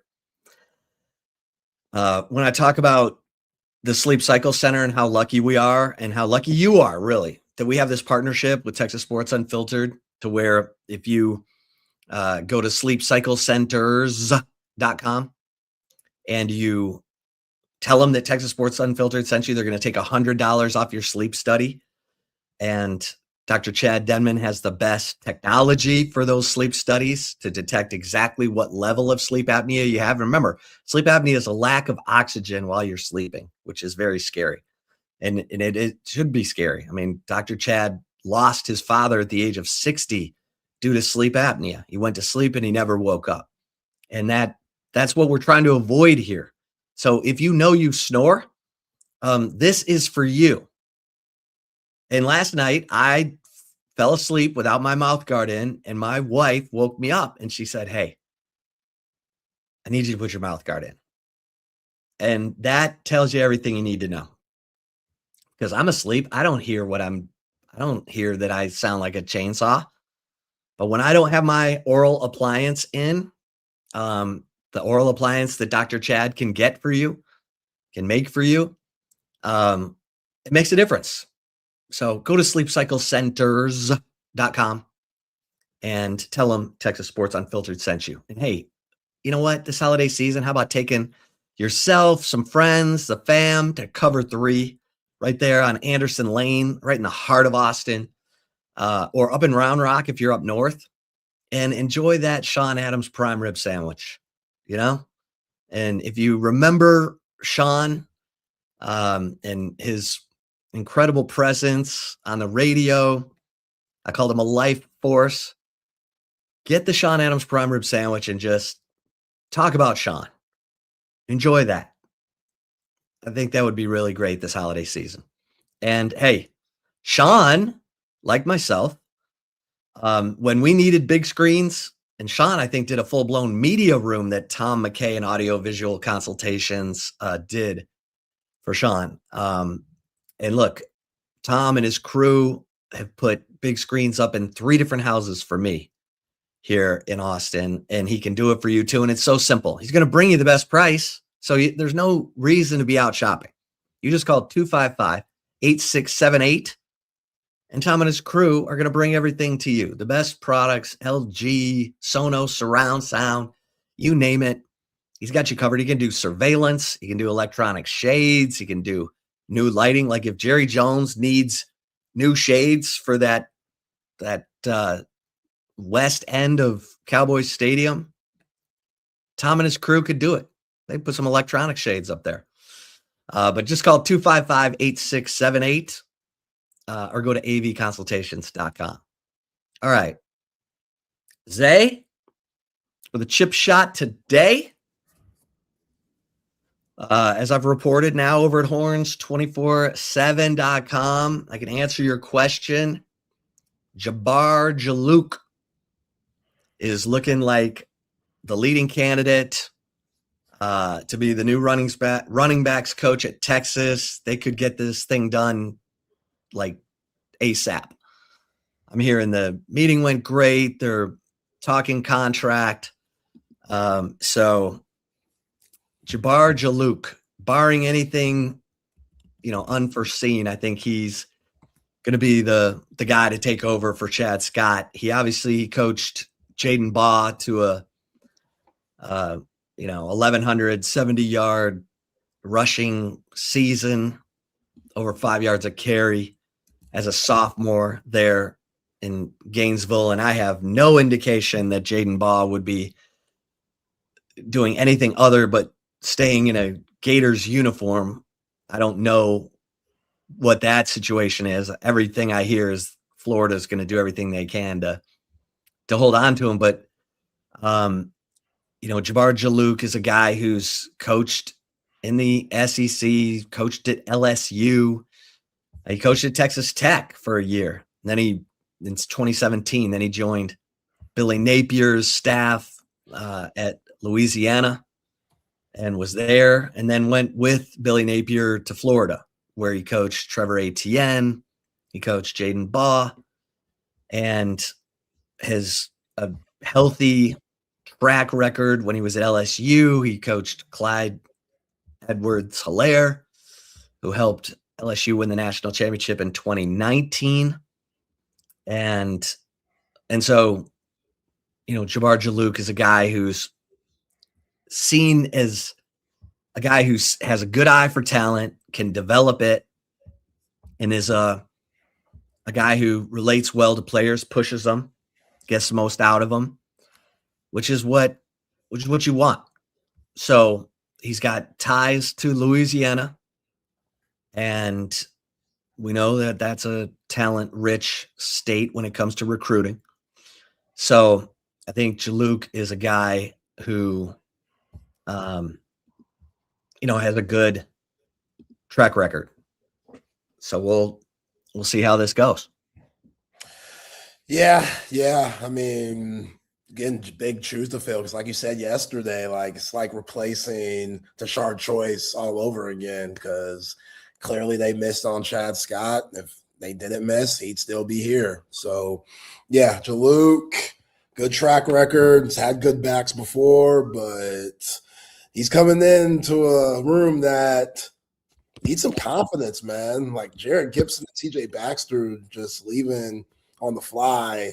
That's brutal. And Katravian Wisner, we got to get his spirits back up so he can have a big-time senior year for his last year at the University of Texas, and see what you can do in the portal too, because I think they need another back to go along with the development of James Simon, Ricky Stewart, and Christian Clark. So, yeah, solid pickup, and we'll see how it fits. Yeah. We talked about it earlier. 6 players have opted out of the bowl game for Texas. Anthony Hill Jr., Michael Taff, Ethan Burke, Malik Muhammad, Jalen Gilbo, and Trey Moore. Everyone else at this point is practicing. So there you have it. I think that's a pretty good indicator that Malik Muhammad is going to be moving on to the next level, entering the 2026 NFL draft. He has not made any kind of announcement yet at this point, but that sure is what it's looking like. That's what all my sources are indicating, is that Malik Muhammad will be moving on. So good for him. Good for him. He had a year where he should feel good about the film that he put out. He got better. I definitely went at him in the 2024 season, because as good as that secondary was, when teams had to go after somebody. They went after Malik Muhammad. He had a lot of penalties in 24. He got beat a few times, and you knew if he just figured certain things out with his measurements and his size, you saw it his freshman year, and again, he just got exposed to sophomore year, junior year. They weren't even throwing to his side, and when they did, he capitalized on those opportunities. I wish he was healthy more throughout the season. Obviously, no one stays healthy, really the whole season. Everybody's a little bruised up, but it was so bad for him. He had to miss a game, which come to find out, the game that Texas probably needed him the most, he wasn't available, and that was the Florida loss. So, like, him and his just responsibilities on this team, it was big, and he deserves to go off and see the next part of his life and change his family's life. And that next step is the NFL. So good for him. Wish him the best. Yeah. Yeah. And, I'll say it again. Texas players need to pay no attention to what's going on with the Michigan Wolverines right now, because that story is as crazy as as crazy as you're going to find in terms of a head coach. And this stuff happens a lot. Okay. Head coaches have dalliances with cute, hot staffers, whatever. But they don't end up in solitary confinement like this. I mean, they're worried he's trying to kill himself. Yeah. So he's under watch. It's what a mess. And think about it. We joke all the time that it's undefeated, and but look, coaches are one of the three most powerful people on a college camp. A winning coach, a championship coach could be the most powerful person on a campus. Nick Saban, are you kidding me? But Nick Saban is a happily married man with Miss Terry. But how many coaches have we heard about having these extramarital dalliances? And it ends in crash and burn fashion. I mean, Bobby Petrino and hell, that girl's boyfriend beat the crap out of him. A lot of people thought that was all from the motorcycle accident. Some of those injuries were from the guy who beat up Bobby Petrino, and apparently the girl he had the affair with is still married to that guy. Oh, he weak. That's weak. Beat up Bobby. Yeah, how many times have we heard about this kind of stuff? I mean, we heard about it with Les Miles years after the fact at LSU, and on and on. Guys, is it worth it? Was it worth it? Hell no, it wasn't. Don't burn. I mean, I always say don't cost yourself money. Mostly I say that to the players, but to the coaches too. Mel Tucker lost a $90 million contract for pleasuring himself on the phone with a person who talks about the importance of not committing Title IX incident. That's crazy. That's crazy. That's crazy, man. This, apparently they were both lying to the, I'm like, I have mixed feelings about the Michigan athletic director because he was asking questions. The gal who was having the affair with Sharon Moore was saying, no, nothing to see here. Well, if the woman isn't willing to come forward, she ultimately did, obviously, then what can you do? So, I mean, I get it. There was bad stuff going on under Ward Manuel's watch, but look, it's a mess. It is one of those you're hitting refresh each day to find out what's going on down there. On the left here, you have Sharon Moore Monday press conference Citrus Bowl. That top right, Sharon Moore Wednesday, where he got locked up the first time. That bottom right, That's when they got him in court. Butter knives. Yo, yeah, he's lost it. My man, Yeah, absolutely lost it. He's 39. Like, it just, you get into these power positions, you got women working around you. A lot of programs want to have beautiful women working around them because you got recruits coming in, you got players and all that stuff. Have some self-control, man. I see folks saying some wild stuff on the Twitters. One dude was like, that's why you don't hire attractive women. Bro, that's the most insane thing I've ever heard in my life. No, just keep it in your pants, bro. Keep it in pants. Self-control. Like, porn's as popping as it's ever been. Go take care of that. Come back. See how you feel. She ain't as fine as she was 5 minutes ago, is she? Oh, my Lord. Man. Come on, Jerome Moore. On that note, since we got to make some NFL picks, let's get to the right call. Let's get it. Before that, though, shout out to Covert BK, family owned and operated.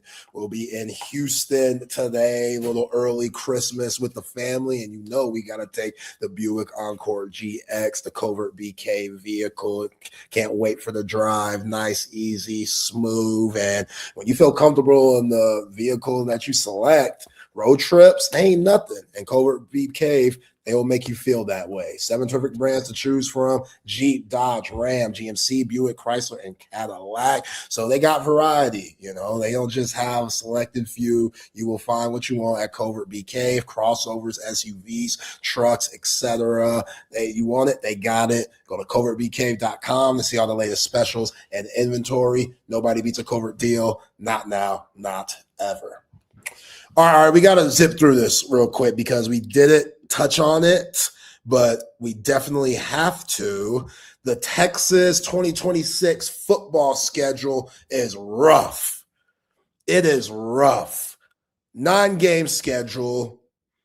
Start with Texas State, week 2 Ohio State, UTSA week 3. You go to Knoxville week 4. Then you get a bye. Cool. Your only bye of the year. After that, it is 8 straight SEC games from October 10th to November 27th. And in that span, you got OU, Florida at home, Ole Miss at home, Mississippi State at home. Then you go to Missouri. Then you go to Baton Rouge, Lane Kiffin and them boys. You got Arkansas at home again, which we talked about how that doesn't make any sense, but whatever. And then you got to go to Kyle Field Friday night. Friday night, by the way, after you just played 7 straight games, you got a short week Friday night. Wow. Wow, wow, wow. Yeah, the one bye week is frightening. Like, every team had 2 bye weeks last year. And how thankful were those teams to get those? Texas has a bye week after its first 4 games, and then will play its final 8 games straight. And in the SEC, you're adding a conference game and you're taking away the second bye week? That's what I'm saying. Like, why would you want to go to Atlanta for the SEC championship? Why would you want to play in that? Right. That's a death sentence. That's a death sentence. The teams that make it there aren't going to make it in the college football playoff. Like, I can't see it with this 9-game schedule. And is it like this for everyone? Like, who else? Where are all these? Because some of these schools are still playing their G5 game in November and stuff, but man, this 9-game schedule plus SEC championship, I don't think it's worth it at all. Because even if you win it, like, you're going to be limping in the college football playoff. You'll get a bye for sure, but it's to the point where I think runner-up, Chip, they should get a bye. That's how brutal this schedule is, going to 9 teams. I know that's not possible, but when I'm looking at these schedules all over the conference, I would do that. It's nuts out here. It is. And the bye week can come as early as 4 games in. And Texas is 4 games in. I don't know that's, like Bama, their bye is Halloween, Arkansas, October 24th, Auburn, October 10th, Florida, October 24th, Georgia, October 24th. So theirs is a little later. Oklahoma, their bye week is October 3rd. And Yeah. Yeah, it's rough. Well, It's rough. got 105, 105 scholarships. See, this is why I understand Sark won in the 5th year too. When I see schedule like this, because man, it's just yikes. All right, you ready to make the picks? Yeah, and Texas and Oklahoma both have the same bye week, Yeah. October 3rd. Yeah, I'm ready to make some picks. You ready to make some picks? Let's go. Like one game that just doesn't make no sense to me is Carolina minus 2.5 at New Orleans. Wow. Are there injuries? Some I don't know about? No, it's just the Panthers. Okay, so we're all Rival game. okay. Tyler Shuck's been all right. Okay. He's been Well, all right, You've been all right. I am scared to death of my Lions against the Rams because there's no way I'm taking Detroit to cover 6, maybe 7, but not 6. But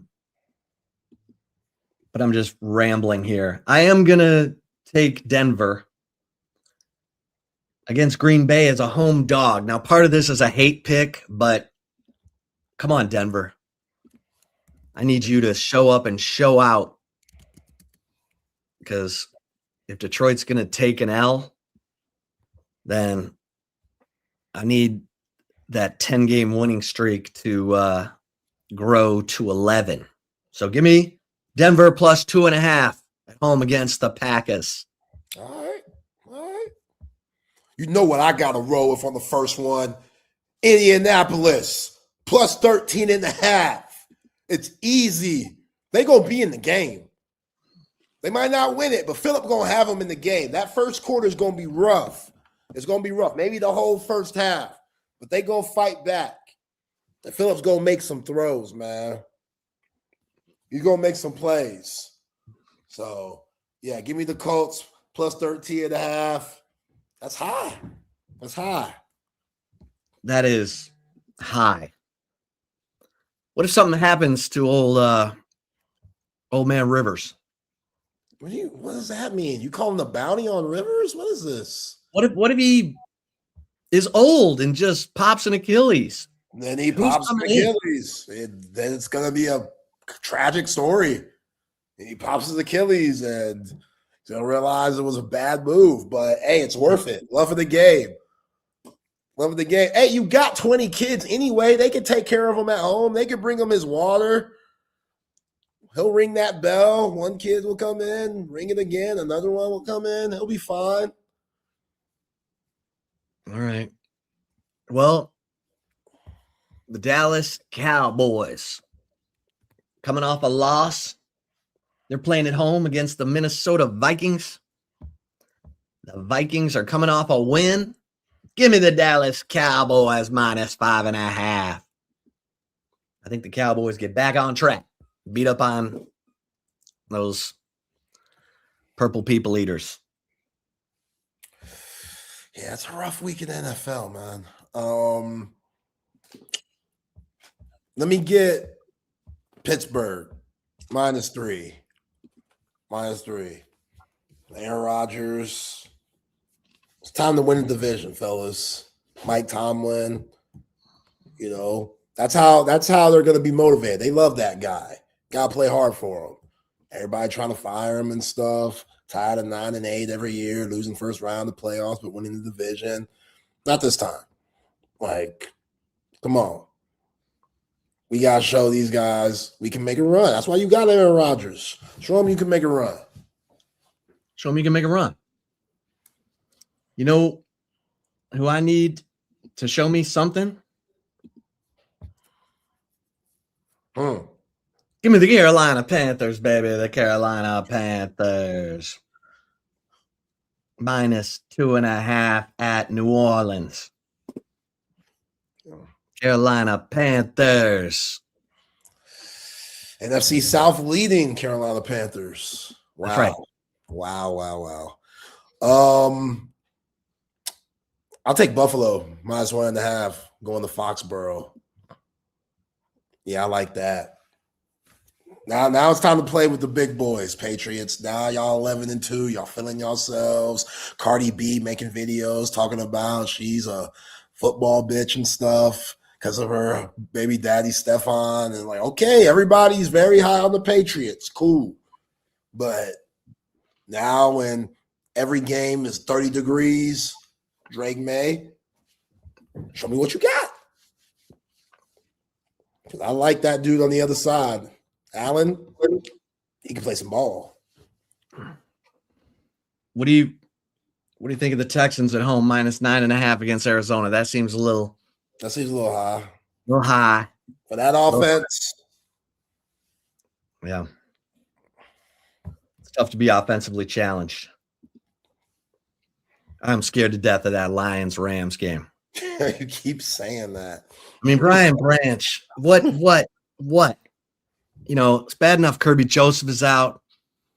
Now Brian Branch, your Pro Bowl safety, is done. That guy was an eraser. I think the Lions are, I mean, unless they score, what did John Brown tell us? Lions got to score 40. Yeah, that's wild stuff. That's not going to happen against the Rams. 40. Yeah. I mean, against Fisk and. Did we pick our 3? Yeah. Okay. You want to do a bonus pick? Yeah, since no college games. Let's give him one more. What you got? God, slim pickings. Kansas City, -6, bounce back game. They're pissed. Yeah. After Dicker the Kicker's heroics. Yeah. His back game.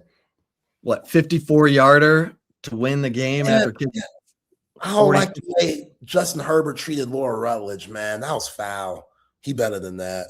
Yeah, Madison Beer, you need to tell him. You need to let him know. Yo, you find her number, apologize to her, be a man. Oh, I'm trying to celebrate my team. No, do that. She nailed it, though. She nailed it. She was smooth. Pro. She was boom, boom, boom.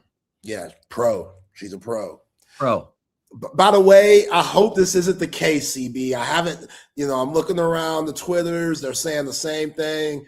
Meg Thee Stallion, Klay Thompson reportedly have broken up because Meg was caught cheating. I ain't going to say I'm surprised, but also let's wait. Let's wait. Innocent until proven guilty. Let's wait. But Meg's track record ain't the best. Ask Tory Lanez, who's locked up. Y'all go figure that story out on your own. You know what I'm saying? I ain't going to talk about it here. We got Open Gym about to come up. But, damn, that's sad, man. Clay don't deserve that. You don't deserve that. Who's playing well either? Who's playing quarterback for the New York Jets? Isn't it Tyrod? Yeah. Tyrod Taylor. Why Why are you talking about this? Let's bring in an open gym, guys. Patrick, Matt. What's going on, you guys? Hey, Brady Cook, starting quarterback for the Jets this weekend. Good Lord. Like ex-Missouri quarterback Brady Cook? Ex-Missouri, undrafted free agent rookie Brady Cook, starting quarterback for the Jets this Wow. weekend. Huh. That is I don't know not if good. I don't know if that helps or hurts. I don't think it helps. The question is, how much does it hurt? I don't know. All right, then give me the Jags minus 13.5 at home against the Jets. Wow. That's a big one. Uh Hey, did you guys hear the latest Sharon Moore news? oh. His mistress is still employed at the University of Michigan Oh boy. as of today, Yeah, according boy. to TMZ. Because she's going to sue the shit out of him. Hey, I got to jump on a conference call, but have a great weekend, everybody. Have a great weekend, you guys. Welcome in to Open Gym here on Texas Sports Unfiltered. Myself, Patrick Davis, alongside Matt Galatzan of Texas Longhorns on SI. And, of course, you, the third member of Open Gym. Text lines open, 512-222-9328 is that text line number. And, of course, over there on the chat, Facebook, Twitch, X, and on YouTube. Appreciate you guys hanging out with us here on a Friday. It is a Open Gym open bar Friday. So Oh yeah, I forgot it was open bar. Can I go grab a beer real quick? go grab a beer. We're gonna have some drinks with you. Start off your weekend right. Or if you're like me, little hair of the dogs, you started your weekend last night. Shout out to everyone who was at 310 for Jelly's 13th annual Christmas Jam. Raised a bunch of money for the Kerr County Flood Relief Fund. So that was really cool. A bunch of amazing performances. But I may have had a few drinks, mostly after the show too. I was pretty good because I was emceeing, blew out my voice singing last night. So a little hair of the dog, not the chatter, the actual thing, hair of the dog too. Hey, Coors Original today, boys. There you go. Been watching a lot of Yellowstone lately, so I had to break out the Coors Original. There you go. What is up, CB? A lot to get into today. As we get through the show, I want to do a little something fun here in a little bit and give away some awards. And I think you will figure out. I don't know if Matt knows what I have in mind, but we can play with it as we go. But we're going to give away some awards to Texas football players today. So we'll do that. And then I think you'll figure out what I mean, and we can all play along here in a little bit. But a lot to get into because the schedule's released. There was the coaching carousel, Matt, this season continues. Yeah, We thought Matt Campbell finished the coaching carousel, and then Sharon Moore and apparently several butter knives are involved now, and it's a crazy line, man. Butter knives is crazy, but all of that, the Sharon Moore that happened at Michigan, so now Michigan's looking for a coach, and then today, Utah loses their head coach. Kyle Whittingham announces he will be retiring. He'll coach the bowl game, and then he is stepping down. Has been there forever, and he's stepping away. So, well, apparently, according to Stuart Mandel, who I don't know how accurate this is or not, because he's got a history of being inaccurate at times. Apparently, he's not retiring. He's just leaving. Like, he's not done coaching. He's going to seek another opportunity. He's just leaving Utah. okay. I could see that. It seems weird for him to do that now. Agreed. Unless he's like, I need a gap year. I need a year to get my mind right. And then, I'll come back next year and I'll be ready to be a new coach. But I wanted to get out of Utah. I wanted to get out of the Big Ten because it's no fun here. And I don't want to be there. But yeah, that's some big news as well, because Kyle Whittingham has been a really good coach, but he's 66 years old too. Yeah. So I mean, again, this is Stuart Mandel saying this. So yeah, I could believe also that his thing is like, oh, I still want to be involved somewhere, but I don't know if he wants to be a head coach. Who knows? At 66 years old, with NIL and everything else, sometimes guys want to take other roles. But 21 seasons at Utah. it's a good long run right there. It is. And I appreciate that, Joe. Yes, we will. I believe we will be talking about the schedule today. Everybody go check it out. That's Texas Longhorns on SI blowing up right now. We're approaching a million page views already this month. There you go. Just keep refreshing, guys. Just keep refreshing. Is Yeah, that how it just works? Keep refreshing. I don't know if that's how it works. But yeah, the Texas schedule for next year came out. It does not seem super easy, Matt. No, it doesn't. It doesn't seem like this is necessarily a walk in the park with the Texas Longhorns football schedule coming out. Your non-conference schedule next year, it might be the hardest non-conference Texas has played ever. Like, I'd have to go back and look. Probably factual. I mean, your non-conference is all bowl teams. Like, so you have a team who's in the playoffs, has lost one game this year in Ohio State. We know how good Ohio State is. We know they're going to be good again next year. And then you have Texas State, who's a bowl team, and UTSA, who's a bowl team. Yeah. You don't play any FCS. You don't play any, you don't play any San Jose States or somebody like that. And then you're talking about going to the 9-game schedule. So normally you'd have that 4th game that you would throw somebody in there. They don't have that. And then also, yeah, Joe, you're right too. It's a 1 bye week year. You don't have that 2nd bye week this season. So that does lead for you basically to have a bye week between you play your first SEC matchup, which is at Tennessee. Then you take a bye week and you head to Dallas. You head to the Cotton Bowl for the Red River rivalry. And then you're just going. From that point on, you are just going. And that's going to be a long run there, Matt. But what sticks out to you, we'll just say what it is, but it's Texas State, Ohio State, and UTSA at home. Start the SEC in week 4 against Tennessee. Week 5 is a bye. Week 6 is Oklahoma. Week 7 is Florida. Ole Miss and Mississippi State in consecutive weeks. They're all at home. You head out on the road to Missouri. You head on the road to LSU, back at Arkansas, and then finish up the season at Kyle Field for A&M. It's really difficult. There's no two ways around it. This might be the hardest schedule in the SEC when you take the non-conference into consideration. Everybody's got a tough schedule this year, though. They did a really good job of making this actual conference schedule as balanced as possible, I think, across the league. Here's an interesting thing, though, that I noticed when I was filling out my schedule article yesterday. Texas only leaves the state of Texas 3 times this year. And that's to go to Tennessee, to LSU, and to Missouri. Yeah, that's true.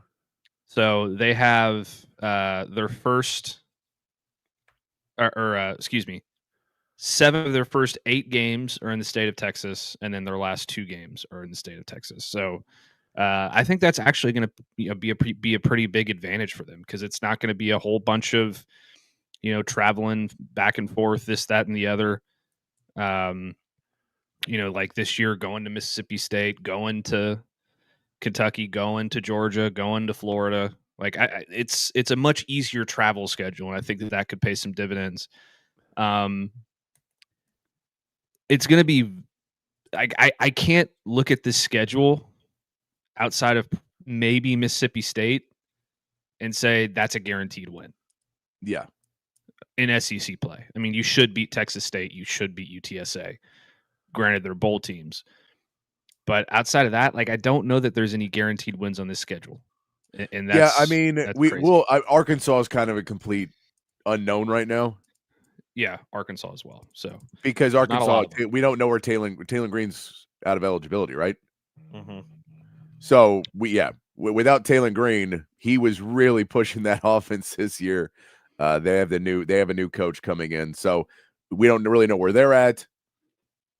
As far as Ole Miss and LSU, those are both question mark teams for next year as well, because of the Lane Kiffin saga.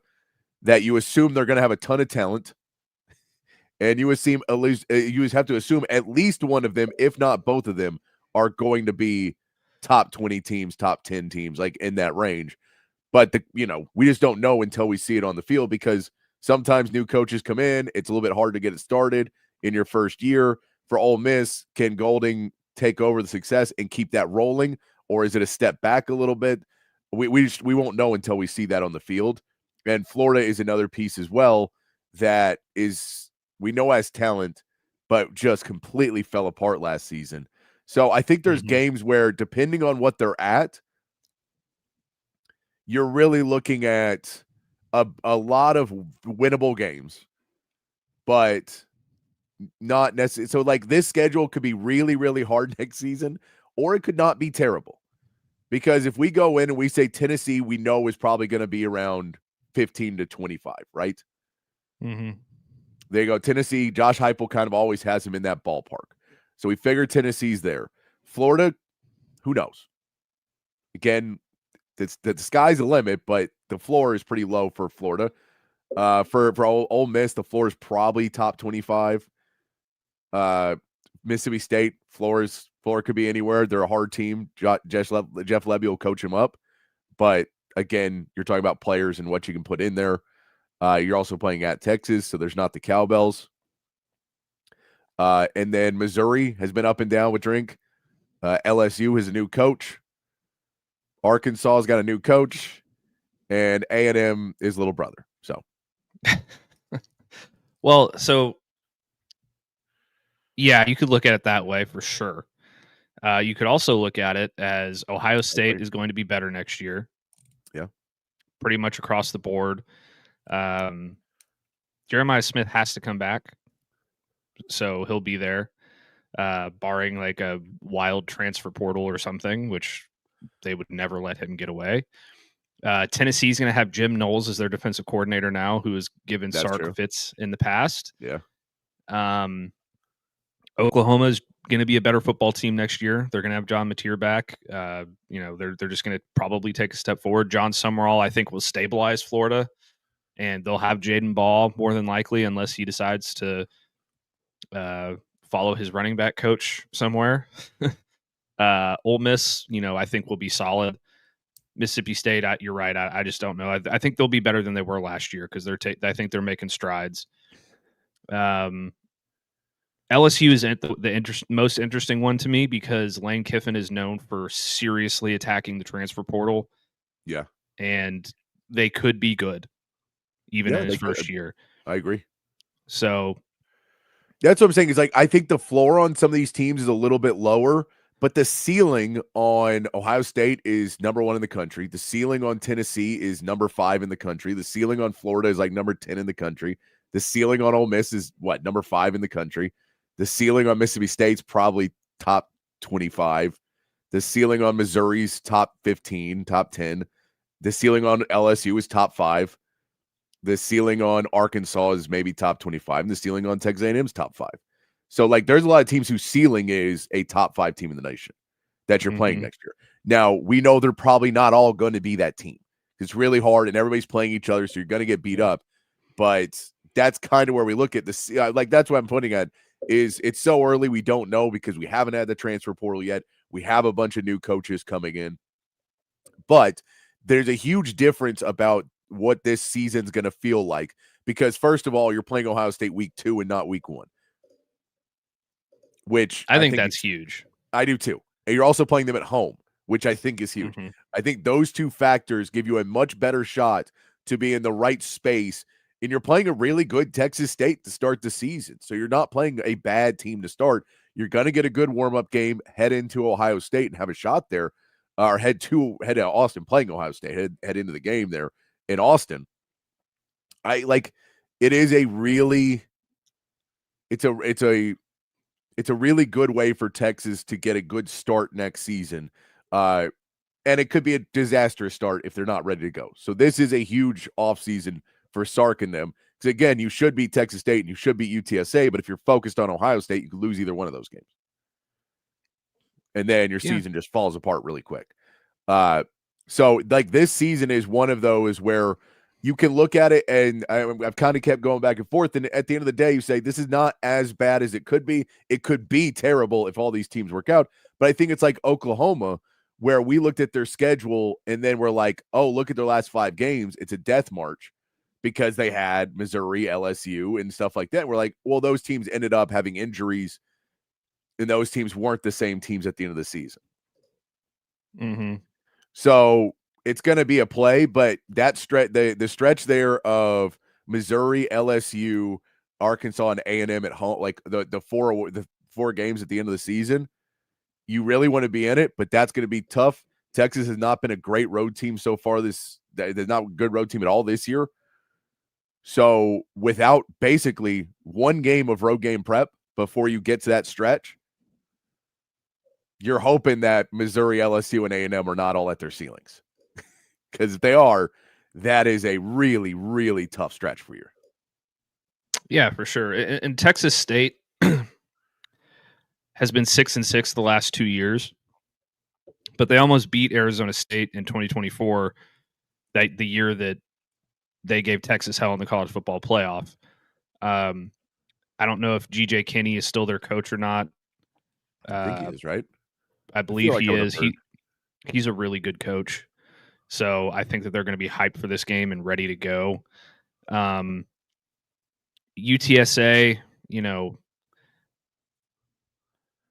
they've had some struggles this year, but they beat Tulane, who's in the college football playoff, by 3 scores. Yeah. So that and they played A&M, they lost by 2 scores, I think by 3 scores. But that's a team that can sneak up on you if you're not prepared for them. So I think my favorite part about this entire thing, well, there's 2. Number 1, Ole Miss in Austin is going to be fun for me. I'm really going to enjoy that. Are you gonna have a hard time being quiet up in the press box? No, it's the quietest I'm gonna be the entire season, probably. And then Ohio State being week 2 instead of week 1, I think is a huge deal.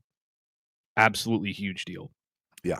Because it gets you a week to get your feet under you, get into a rhythm, and you don't necessarily spend. They did CB. I was there. It was awesome. You don't have to spend the entire off season with this game building up in week 1, and it's the biggest game of all time and all of this stuff. You guys just get to come out and play a game of football for the first week. Yeah. And then that stuff starts, and it's kind of condensed into a week, and it's not as much of a distraction and all that. So I think that's really big. It's the same thing for Ohio State, though.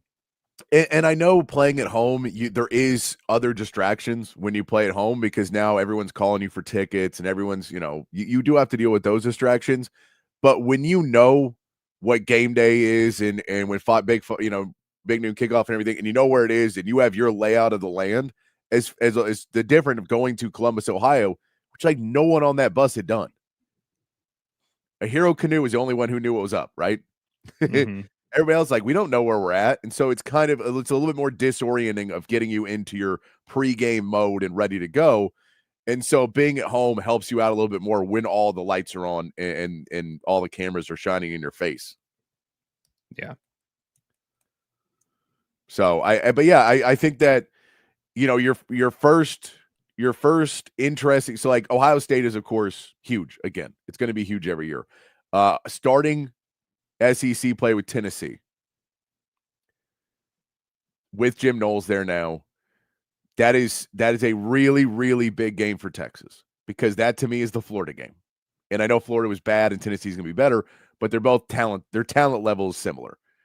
And you know that you're walking into a place where it's you again, what can you do on the road? You weren't a good road team this year. What can you be as a road team next year? Breaking news, Patrick. Texas has just hired Jabbar Jalouk as the There we go. There we new go. Running backs coach, officially announced by the Texas football Twitter account. I have to I'm going to let you keep talking so I can press publish on this story real quick. So yes, we'll get to that just with it. But yeah, that one right there, the road is very tough. If we can that's a big piece. So for Tennessee, that one is a big piece. Then you go to Red River, you got to win that one. It's tough as well. After you get to that, Florida at home, you should be in the right mindset to go play Florida. Now you got the running backs coach. So you're going to maybe try and steal away that running back. I know that's going to be a hard thing to steal from him. But he'll at least know Jaden Ball. He'll help you defend him if nothing else. Ole Miss, like this is also one of the greatest. This is a great home slated games for people as well. Mhm. Like if you have season tickets, this is a great year because even your non-con games are a lot of fun with UTSA and Texas State. And then, yeah, we talk about Ohio State, Florida, Ole Miss, Mississippi State, and Arkansas. It's a solid list of games that you want to go to. And I go Mississippi State's probably not the one. Arkansas is a rivalry. Hopefully those are 2 big wins of your last 2 home games. It's going to be a ton of fun this season. But we'll go into the Jabbar Jaluk thing. I'm a fan, Matt, that Jabbar Jaluk was hired because the day that the news broke on the show, that was a name that I brought up. So I'm going to claim full that it was my idea, that Texas was watching, and that's how they didn't have it already. That was but Jabbar Jaluk, the according to my source, Matt Galatzan, my source Matt Galatzan, that Jabbar Jaluk has been hired as the new running backs coach for the Texas Longhorns. No big shocker there. We saw Stan Drayton's name disappear. Rashad Samples again. I think it's really hard to give him everything he would have wanted to make the move up. Like he's so far up already at Oregon. You're talking about assistant head coach / co-offensive coordinator / run game coordinator, like just 20 titles to try and make it so, and then he's going to try and be a offensive coordinator somewhere else in a year or two, where I think Jabbar Jaluk you feel maybe you have for at least a couple years, if not a little bit more, and you can hopefully build.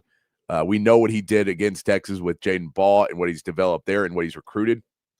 It also helps Texas continue to get running backs out of Florida, which they have really liked to go get. I know 2 of them have just left our team already this season, Jarrett Gibson and CJ Baxter.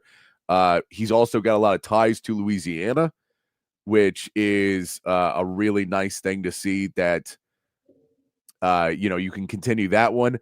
I'm still curious to see how they're going to try and replace the Aaron Joe connection to Atlanta. I feel like they're going to bring somebody in there. I did see that Chris Jackson's contract is expiring this season. So that's another one to watch. If they renew his contract, give him a newer contract, or if they move a different direction there. But that news of Chad Scott's firing, the timing of it with Jabbar Jaluk being basically out of a job. So you're not talking to someone who's already hired and, you have a little bit more time to play with. He was talking to Kentucky. He was talking to Arkansas about taking their open running back coach positions. And so Texas felt the need to get in there and get it done if that was somebody they had their eye on. And I think it's a good hire. There was really like 3 guys that I think we would have all gone and been happy with, which was Stan Drayton, Rashad Samples, and Jabbar Jaluk. I think those are the 3 names. And if any one of those came across, we go, okay, we feel good about it. And then there were some other names that are decent names, but maybe not at the top of the list. So it does feel, Matt, like getting Jabbar Jaluk does fit what Texas wants to do. And again, we all know as Texas fans, we'd love for Jaden Ball to get in that portal. I know Florida is trying to make sure his pot is sweetened enough that he has no desire to even look portal way. But we will see. We'll see if there's any chance of it. I would say the chances are probably 10%, maybe at best, of him even entering the portal. If he enters a portal, the chances he comes to Texas are really good. But I don't know if he enters the portal. Well, I think that Florida's probably trying everything they can do to make sure that he stays. I heard there was rumors that he signed a new NIL deal there. I don't know if that's been confirmed or not. But it would appear that it's going to be very, very hard to pull him away. I'm almost done here, Patrick, I promise. Oh, you're good. Yeah, because it's hard to pull people away like in that scenario, because for Florida, there's maybe 2-3 names that you really are like, you can't get in the portal or we're screwed. Dallas Wilson, the wide receiver who was injured a lot of this year, but we saw what he could do. He is somebody you don't want to let get away. Jaden Ball is one of those guys. But even like DJ Lagway, if DJ Lagway enters the portal, you go get another quarterback. Like, it's not the end of the world for you if you're a new coach starting out at Florida and you have a guy who's been so up and down like DJ Lagway. I know you love to be able to coach him up because of the talent, but you also go, if I got to go get somebody new, that doesn't kill me as much as I have a running back that I know can get extra yards on every run. And I have a wide receiver that, if he's healthy, is going to be a game breaker over and over again. Mm-hmm. And so for those those two are probably their two biggest targets on the offense to continue to keep and make sure they don't have to try and find anybody in the portal. And with that being said, Florida has enough resources to try and keep him in there. And CB, I saw that South Carolina hired Stan Drayton, so we knew he wasn't going to be him because he is he's in the SEC again as a running backs coach. But he is, I believe it's like assistant head coach and running backs coach for Stan Drayton, which again, I don't know if Texas was going to give their running back coach. We'll see what Jabbar Jaluk's official title is. His official title is associate head coach of the offense and running backs coach. Okay, so he got the associate head coach as well. He did, and I think that's important. I do. I think that was probably part of the deal with making sure that he doesn't get enticed by another offer from Kentucky or somewhere like that. Like, you give him that title bump.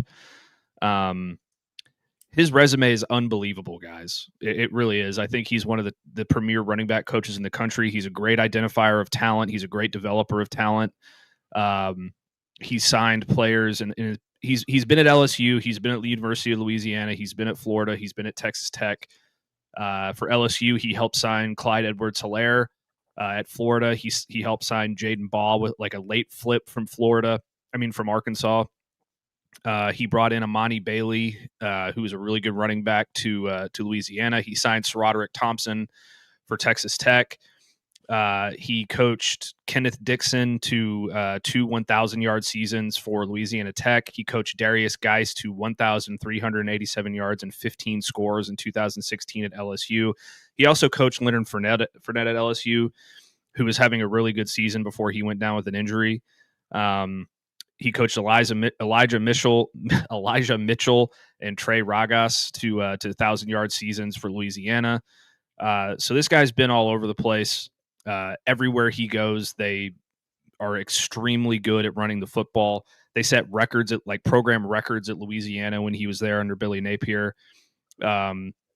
He also helped LSU sign Grant Delpit as well, who was one of the best safeties in America in a first-round NFL draft pick. So, unbelievable recruiter, unbelievable developer of talent, unbelievable identifier of talent. He can do it all. This is absolutely a home run hire for Texas. Love it. Yeah, that is, again, I think last year you kind of missed out on some guys, and Chad Scott was somebody that this is not a shot at Chad Scott, but he was a little bit lower on that list. He had some good accomplishments. I think they liked that he was working, in a higher capacity and being an offensive coordinator. They thought maybe he would be able to come in and help them with that run game a little bit more. And it just didn't seem to work out for whatever reason. But now they didn't want to swing and miss again. So they make the move now and quick and go get a guy they feel can be somebody more long-term, at least for 3 or 4 years at that running back position, stabilize it a little bit more like Tashard Choice had. Yeah, for sure. They were missing something. I don't think that Chad Scott necessarily did a bad job at Texas.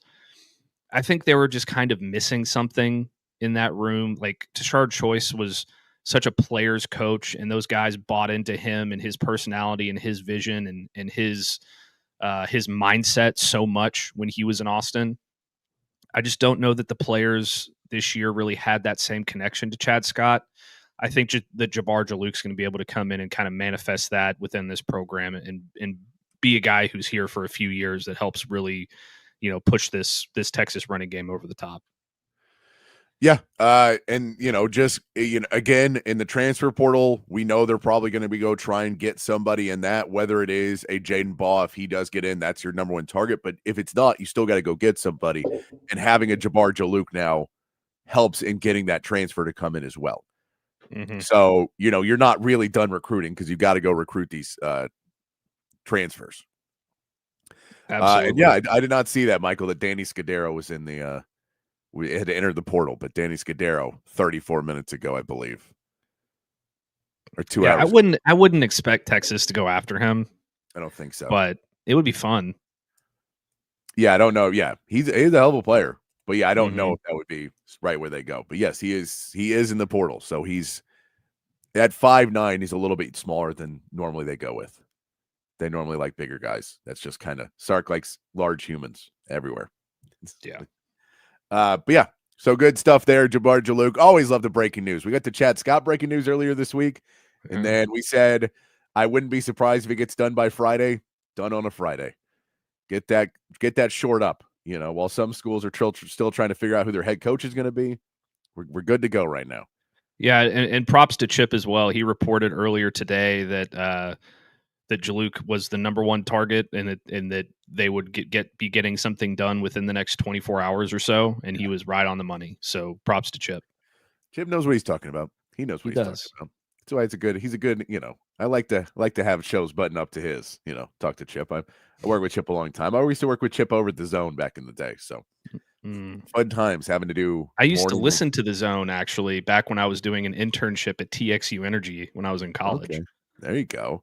Yeah. We used to do remotes in the morning, and then it was my job to go out and help set those up as the marketing guy. And it was not fun to show up at a place. There was one place that gave me the keys. It's like, we're not having anybody go out there. So here's the keys, go in and set up. And and like the staff showed up at like 7. We were on air at 6. Staff showed up like 7 or 8. So ridiculous. We trust you. Here are our keys. No, literally I had the keys to a restaurant in my office because they were like, yeah. And so I would go in and have to turn off the alarm and do everything so I could run Ethernet cable so we could, you know, have connection. Yeah. Silliness. And so, but yeah, I got no Chip and Sean Adams and them back in the day. And of course, Rod and Craig. So fun stuff before I ended up at the Horn. Matt, I want to get into these player awards, Matt.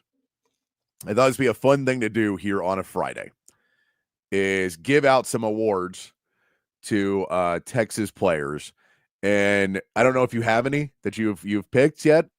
You know, if you've tried to make any awards that you think make sense to you, Matt. I don't know. Have you done any of that, or are you kind of playing it by ear? I'm kind of playing it by ear, but I had one. I came up with one. Okay, so I'll give you my first one, and then it will start to go off the rail. But I want to play along with everybody here on the text line, 512-222-9328, and over on the chat as well, Facebook, Twitch, X, and on YouTube. But I want to be able to start giving out some awards, and then I think you'll see what we're doing. And then I want you to name some awards for players as well. So we'll start off with the easy one, Matt. My first, I'll give an easy one. My most improved. Most improved. This is a regular award. We're starting off with some regular ones. Most improved. I'm giving to Lance Jackson. Okay. I think Lance Jackson, getting him some credit. I think of somebody of what we thought was going to be his role this season to what it was and how he played. I think Lance Jackson was, from last season to this season, a player that you went, wow, that guy really stepped up into that role and was really good. I think you could maybe go Ty Anthony Smith there as well, who really took a big leap as a player. But I gave it to Lance Jackson. What do you think about a most improved for Lance Jackson? Are we talking about most improved from the start of the season or most improved from last year? I was saying from like last year through this season. So I was going from last year through the season. Okay. For me, I've kind of got a tie here. I think that DJ Campbell was probably my most improved player from last season. Yeah. I think he was really, really good all season long, and they needed him to be solid and they needed him to be good. And in the biggest games that they played against Oklahoma and against Texas A&M, he played the best football he's played all season long. So he would be one. And the other one, from the start of the season until the end of the season, I think I'm going to give to Brandon Baker, because at the very beginning of the season, he was not good. He was kind of a deer in headlights, and he was struggling a little bit, and he couldn't really get his feet under him. And then by the end of the season, he was fantastic. So I think that just from week 1 to week 13 or 14, whatever it is, Brandon Baker was the most improved over that time frame. All right. I like that. All right, I'm going to give another easy one. I think it's going to start going downhill, and you'll see where I want everybody to go here in the chat in a second. But the first one is freshman of the year goes to Grayson Littleton, right? Absolutely. Grayson Littleton, freshman of the year, definitely wins that honor. A true freshman who came in and was just a really, really good player at the star position for Texas. It's going to be interesting to see what he ends up doing here, where they play him next season. But Grayson Littleton, easy pick for freshman of the year, Matt. Yeah, absolutely easy pick. No question about it. He was a star from week one, both positionally and in terms of his impact. It wasn't too big for him at Ohio State, which was shocking to me. And he continued to be one of the best players in the Texas defense the entire season as a true freshman. So 100%. All right, let's go into now. We're starting to get into a little bit more of where you see where I'm going. Toughest Bastard Award. Toughest Bastard Award goes to Arch Manning because that is one tough bastard. That dude got knocked down a million times, got beat up, run over, concussed, and what quarterback started every game for Texas in the last 20 years? It's been a while. Nobody gets to do it, and Arch Manning did it. Like, everyone gets hurt, and he even got concussed and came back and was like, no, I'm going to practice on Tuesday. I'm good to go. Like, that dude is tough to come out there and keep getting that in those big moments. Even though we want him to slide, and he's getting better at sliding, he still likes to go and try and make that run, makes a big run at the end of the A&M game. That is one tough bastard. So I'm giving Arch Manning the toughest bastard award. So if we can now see, these are the awards we want to give to some people. If you got any ideas in the chat, they're kind of like superlatives, but they're the awards we're going to give to some guys here on Open Gym. These are the Open Gym awards. So Matt, if you have any that you can think of, if you have one you want to throw out there. I've got one. Okay. And to be completely open about it, I stole this from Brooks from his show earlier today. I thought it was a good idea. The Silent Assassin Award. I like it. Okay, this is the player that you don't hear a ton about, that just mauls people, and he's quiet. He doesn't say much in the media, and he just grinds and gets the job done. I'm going with DJ Campbell again. Okay. He was hunting people to the echo of the whistle. He was hitting Cassius Howell while he was down. He didn't open his mouth once in interviews the entire season about, the way that like the Texas A&M offensive line does, for example. He was just quiet, put his nose to the grindstone, and just went out and hurt people. I like it. All right. Our next award is the Rival Killer Award. And this goes to one. We all know who the rival killer is. It's Trey Wisner. Oh, yeah. Trey Wisner runs away with this one, no pun intended, as the Rival Killer Award handed out to Trey Wisner, the man who maybe didn't show up all season, but when it mattered most against Oklahoma, against A&M, Trey Wisner was the man and just went out there and shredded him up. And, man, if he could do that every game, he would have been a Heisman candidate. But in those games, it is huge. Yeah, absolutely. I love that pick. Here's another one for you. How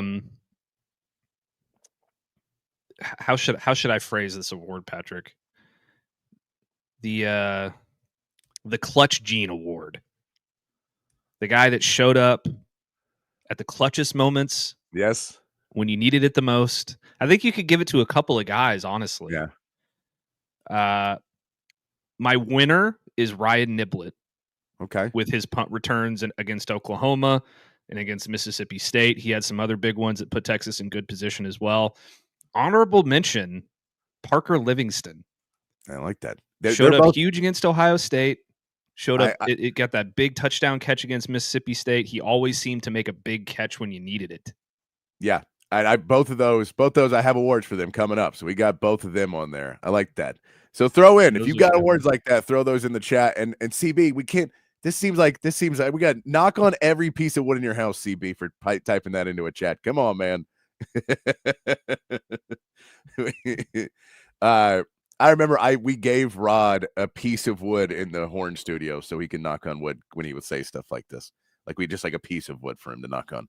But yeah, No, I get. Hopefully no problem with Michigan. Hopefully you'll be able to come in and knock that out. All right.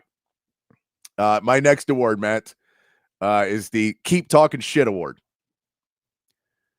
It's the award for the person who responds every time his name has been mentioned, and this is probably for several years, that this guy, for whatever reason, does not seem to get the amount of respect I think he deserves.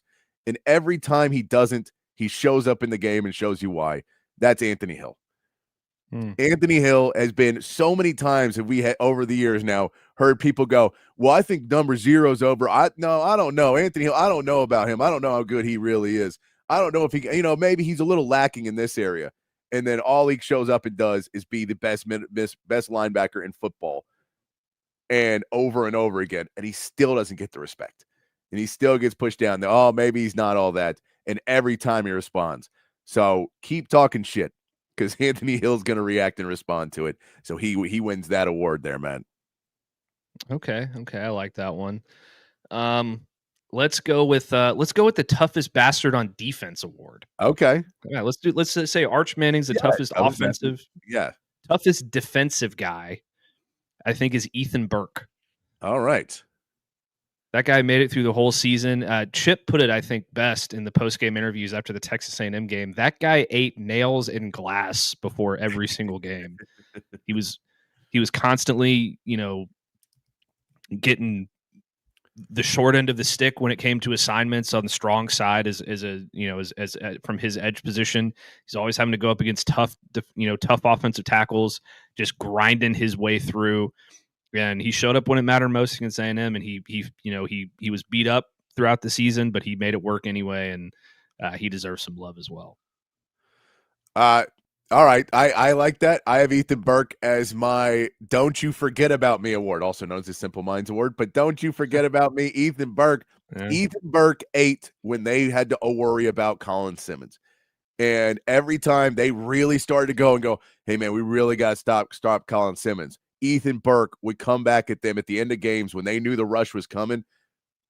Ethan Burke just ate over and over again and hitting those big moments when they were really saying, we can't let Colin Simmons beat us. Ethan Burke beat them. And it was like, you forget, because you think, well, we can play one-on-one with Ethan Burke. And in those moments, he showed a lot of times this season that he was that type of guy.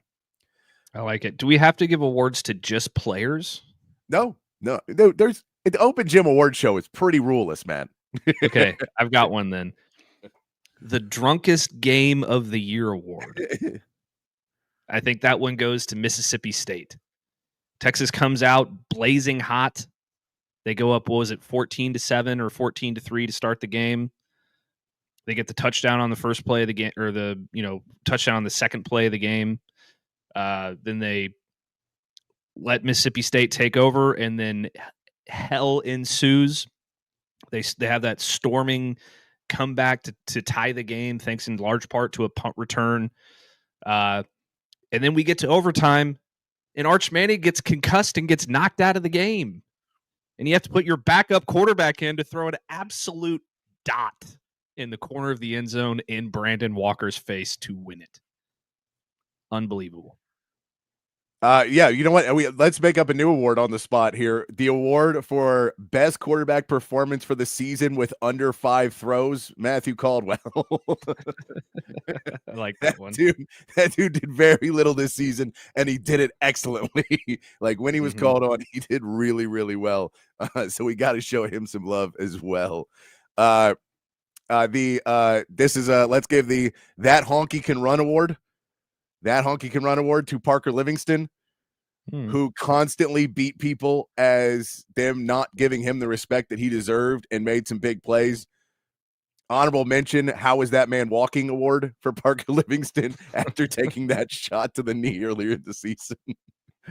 That one, you were like, oh, he may be done for the season. And then he's like, back in the game. How are you back in the game, man? I like that one. Bonehead Moment of the Year. How about that? Okay. All right. The Bonehead Moment of the Year goes to Leonga Lafau for throwing a football at Bevo after a turnover in a pick 6 or fumble return for 6 or whatever it was. Why are you throwing the football at Bevo? The meathead of the year. That's it. The meathead of the year. You're throwing the ball at Bevo. Yeah, you can't be doing that. You can't be throwing the ball at Bevo, Lafau. Come on, man. Just as Caldwell was arguably the best backup quarterback in college football. He didn't have the games. I would say Trinidad Chambliss probably is on that list. I think Trinidad Chambliss would win that award, guys. I think he might win that award, considering he was top 10 in Heisman voting and technically was the backup to Austin Simmons. So I'm going to go with him as probably the best backup in college football this year. Just my guess. But Caldwell's impact, if you were to magnify his impact and his throws, he could have been, if we just said if you take away any of the bad throws, just have the good ones, then he would have been, he would have won the Heisman this year. All right, look up Matthew Caldwell's PFF grades real quick. Do they grade people on like 2 throws? They might.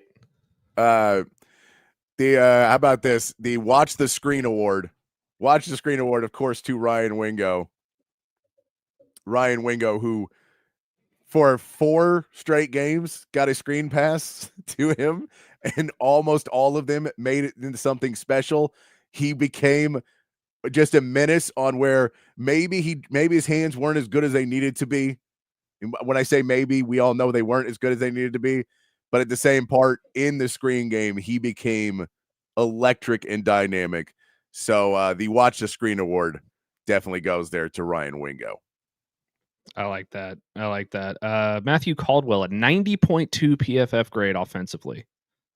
Is that right? Is that out of 100? No, that's his grade, 90.2. Yeah. Interesting. Okay. Let me think.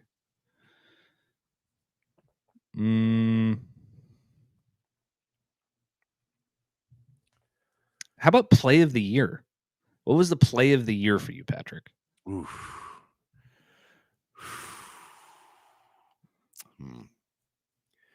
I kind of want to go with the Niblet punt return against Mississippi State, but it's Mississippi State.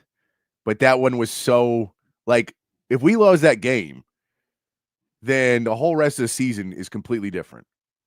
Mm-hmm. Now you're out of the playoffs after that game. You're done. Season's over. And so now, all those games that we won, I don't know. But yeah, CV says then with Mississippi State. That may be it. I don't know if there's another one because Niblet, Oklahoma's a big one too. But I think the Mississippi State one, because of what it ended up being and a huge comeback and everything and season-saving play is that one. So I may put it there. What do you got?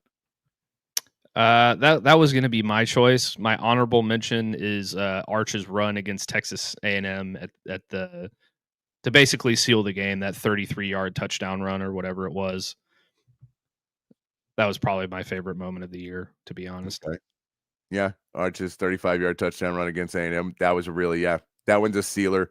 That's because there's some that sealed it, and there's some coming back that were just so big, and I have to go back and look at it more. But yeah, I think you guys on the chat are getting it correct of that. But yeah, let us know what your favorite play of the year was. I've got another one. All right, what you got? The holy shit, that guy's going pro moment of the year. Okay. Or the holy shit, this is an NFL guy moment of the year. For me, it was Arch Manning against Oklahoma when he hit that deep out route to Parker Livingston, rolling to his right off one foot with a guy basically on his feet, and then hit him right in the numbers. It was third and something.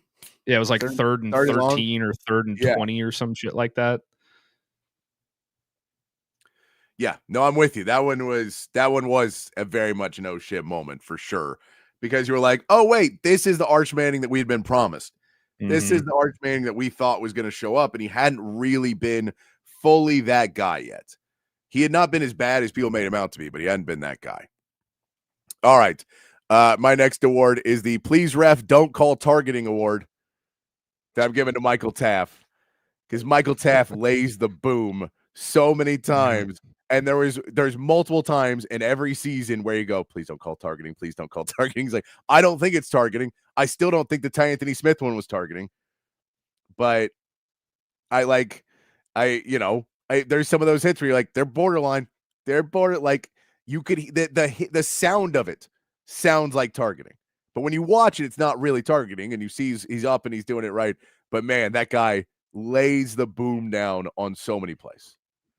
I like that one. I would probably pick him as well. How about the F Around and Find Out award? Okay. That one goes to our Maj Reed Adams at Texas A&M for talking all the smack before the Texas game about cowards and disrespect, and then getting absolutely worked throughout that entire game. I love it. That's a good one, Matt. That's a good one. All right. I've got one. You Wouldn't Like Me When I'm Angry award for Colin Simmons. Yeah, that's what I would pick too. And you know why this is the real reason why I'm saying that is the Florida game. When Texas is getting killed and everything's going wrong, and that's when it clicked for him. And I just remember his second half of that game in run defense. And like it still wasn't, but you're just like when it clicked in his brain of what to do. And from that point on, he's one of the best defenders in college football. And in the beginning, he was pressing too much. And then it was like he was losing. He got pissed off. And as soon as it just went to, I'm going to win a football game and like, screw you, I'm going to win. And it finally clicked in his head. Then he was just an elite monster. And at games, they would double team and triple, and he would still get to people. So I'm giving him that Hulk award, that You Wouldn't Like Me When I'm Angry award. I like that. I was going to do something similar, but we'll use that one.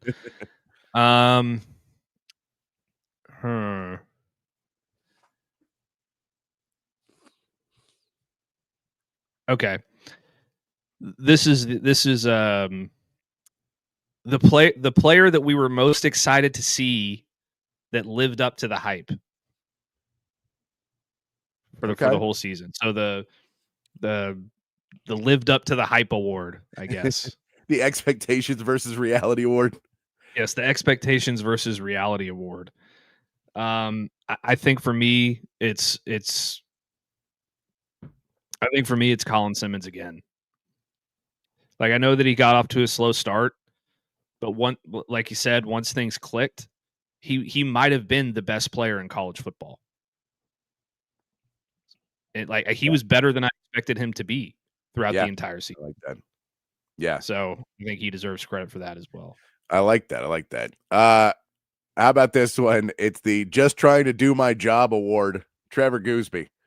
Just going out there, just trying to do my job, man. Just trying to be a lefty. I know it's hard over here, man. But for that offensive line to get the amount of flack it got, deservedly, and for everything going wrong, and just continuing to be at least one piece of an offensive line that was working, and just going out there and doing his job when he could have not necessarily been there every play, just continuing to be a really good left tackle in Trevor Gooseby. So I want to give him credit on a line that, had a lot of flaws this season. Trevor Gooseby deserves some love. Yeah, I'm gonna have a negative one here. Okay, but it's all in good fun. So let's not beat me up too much. The You Got Fournetted award. I don't know if anybody remembers Leonard Fournette absolutely snatching the soul from Deontay Anderson from Ole Miss a few years ago. Michael Taff wins the You Got Fournetted award for getting absolutely trucked by Washington Jr. over there at Arkansas during that game. He recovered nicely throughout the rest of the season after that game, but or I guess in the A&M game. Yeah. But and in that vein, the You Got Jadeveon Clowney'd goes to Diego Pavia. Oh yeah, and Colin Simmons just hits him and then picks the ball up off the ground. Yeah, the Ball Don't Lie award. The Ball Don't Lie award there, just early in the game, just setting him straight. I thought that was great. All right, I've got one more for you, Matt. I've got one more. I've got the You Thought This Was Over award. You Thought This Was Over award given to Ryan Niblett. Every time you thought this is over, Ryan Niblett can change a game. He did so much for this team in special teams. It was a big thing that special teams wasn't there last year, and it was a fault last year, and Ryan Niblett is a huge reason. Now we can give credit to Mason Shipley and Bo Meester that they had really good seasons at their positions as well, but Ryan Niblett was a game changer out there. Yeah, I like that one a lot. Let me do one more. Okay. Let me try and get my boy in here somewhere. The overcame the adversity award. I mean, it goes to Arch Manning. All right, he did. He did. He had a bad start to the year. He was inconsistent, and then in the final 6 games or so of the season, from Texas OU on, he was one of the best quarterbacks in college football, and he shut people up. Even the A&M people who were coming into my comments or into my mentions on X with anti-Semitic remarks and awful things about Arch Manning versus Marcel Reed, even though I wasn't saying anything bad about Marcel Reed, Arch proved me right. He had a better game than Marcel. He had a better season than Marcel, some would say. Yeah, I'll give Arch the credit of my own father did a commercial for a publication that said I was the biggest bust in college football history award. Come on, Cooper. Can't let him air that, man. The New York Times. How about one more, Patrick? New York Times owned The Athletic, and you're doing a commercial for the place that said your son is the biggest bust in college football history. I know you filmed it before, but you gotta tell him no, man. You can't hear that. You said some horrible things about my boy. I've got one more for you. What you got? The best hire in college football award goes to the Texas Longhorns for hiring Jabbar Jalouk as the running back coach. There you go. Solid hire. We like the Jabbar Jalouk because Patrick said it first. So we're going to go with we like that hire a lot. But yeah, there's some awards. If you guys have some, throw them in the comments, throw them in the text line, throw us some other awards for Texas players. I'd love to hear what you think of like the moments that your favorite, the players and what you like. Basically, we're making superlatives and turning them into awards. So if you've got some, throw those in there in the chat. We'd love to read those when we get into hour 2, because I think you guys can come up with some. You guys are pretty good at this. So throw those into the chat if you can. We're going to go ahead and take our first break. When we come back, we're going to get into Matt's Bourbon Banter. We've got to make our picks for the weekend. These are mostly NFL picks because there is one college football game. Well, one Division I college football game. We can pick Division II. I just don't know much about it. I've not watched a ton of Division II football this year, Matt. I'll be honest. So we can go into that. We've still got to talk about Texas versus UConn playing tonight. The award for a game that I don't want to watch because I'm afraid of what's going to happen goes to this game. And we'll get to all of that. Cowboys, Texans, a lot more to get into here in hour 2 of the show right here on Open Gym. So we'll be right back in 2.5 minutes. Stick with us right here on Open Gym on Texas Sports Unfiltered. At Sleep Cycle Center, we can treat your sleep apnea in various ways. My story starts 15 years ago with the loss of my father to undiagnosed untreated sleep apnea. And this is a very preventable disease, and treatment options are various. Millions of people across America have sleep apnea, and they fail to realize the early warning signs. Fatigue, daytime sleepiness, and snoring are the most common signs. We'll find the best solution using advanced technology, oral and epigenetic appliances, or CPAP. We offer weight loss, oral surgery, and laser treatments. Schedule your appointment today and get your sleep evaluation. If you're looking to remodel a kitchen, renovate your bathroom, or maybe add some new life to your outdoor space, reach out to our friends at McCall Custom Homes. They are custom home builders and renovators here in Central Texas, and they've been doing it in Central Texas for more than 40 years. It's a father-son team with a ton of experience, and all of that experience is here in the Austin area. So they know what it takes to turn an Austin area home into something truly, truly special. Right now, our friends at McCall Custom Homes are offering free estimates to TSU listeners so they can come out to your place, hear your vision, they can tell you what they can do, and then you can go from there. Don't just take my word for it. Check out their website, McCallCustomHomesATX.com. Look at the gallery of jobs they've done over the last 4 decades. And then when you're ready, again, reach out to them and they will come to you. McCallCustomHomesATX.com, or you can call or text Mike McCall directly at 512-633-9580. It's McCall Custom Homes. We build value into your home. Hi, this is Tom McKay, owner of Audiovisual Consultations, and all of us at Audiovisual would like to wish you and your family a happy holiday season. This time of year can get a little hectic, so we want to remind you to relax, enjoy the season with your family and friends, and give us a call at 512-255-8678 for all of your home entertainment needs. This is my favorite time of the year. I love the holidays, the music, the decorations, the presents, the whole darn thing. So this year I'm asking all you listeners to help make this a special holiday for everyone. Smiles are contagious and free, so let's give them away like the government gives away your money. Let's high-five strangers on the street. Hold the door for people behind us. Tip your servers more than they've ever been tipped before. Give to a charity, or hell, give to a bunch of charities. If someone does a good job, tell them they did a good job. Pat someone on the butt. Sing in public places just because it feels good. And as always, hug your kids until they beg you to stop. Watch some games with your friends and make love to your wife or your husband. I know there's some women listening too. You can still give us a call at 512-255-8678 if you'd like to get some cool electronics. But more importantly, have a great holiday season and a fucking awesome next year. Welcome back to Open Gym here on Texas Sports Unfiltered. Myself, Patrick Davis, alongside Matt Galatzan of Texas Longhorns on SI. And, of course, you, the third member of Open Gym. Text line's open, 512-222-9328. And over there on the chat, Facebook, Twitch, X, and on YouTube. Matt, get into hour two. We're going to ask you, keep sending in your awards. We got a few on the text line I'll get to in just a second. But if they're sending in the awards of what you think are the players of the year and what they did, we've got a couple on the text line. We've got here one is the Boomer Bust Award for Jack Endries. And there was a few busts, but the Boomer Bust Award for Jack Endries. I like that. That's a good one. And Johnny Longhorn says the record maker of the year, Arch Manning, with 3 different types of touchdowns versus Arkansas. That's a good one too.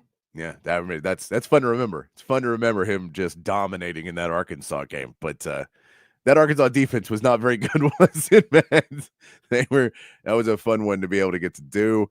So keep throwing those in there. We'll keep getting back to them. If you have more of the awards here for the Texas Longhorns football team, since we don't have much football happening this weekend, much college football. Next week we'll get to the playoffs, but this week I thought we talk about the team a little bit more.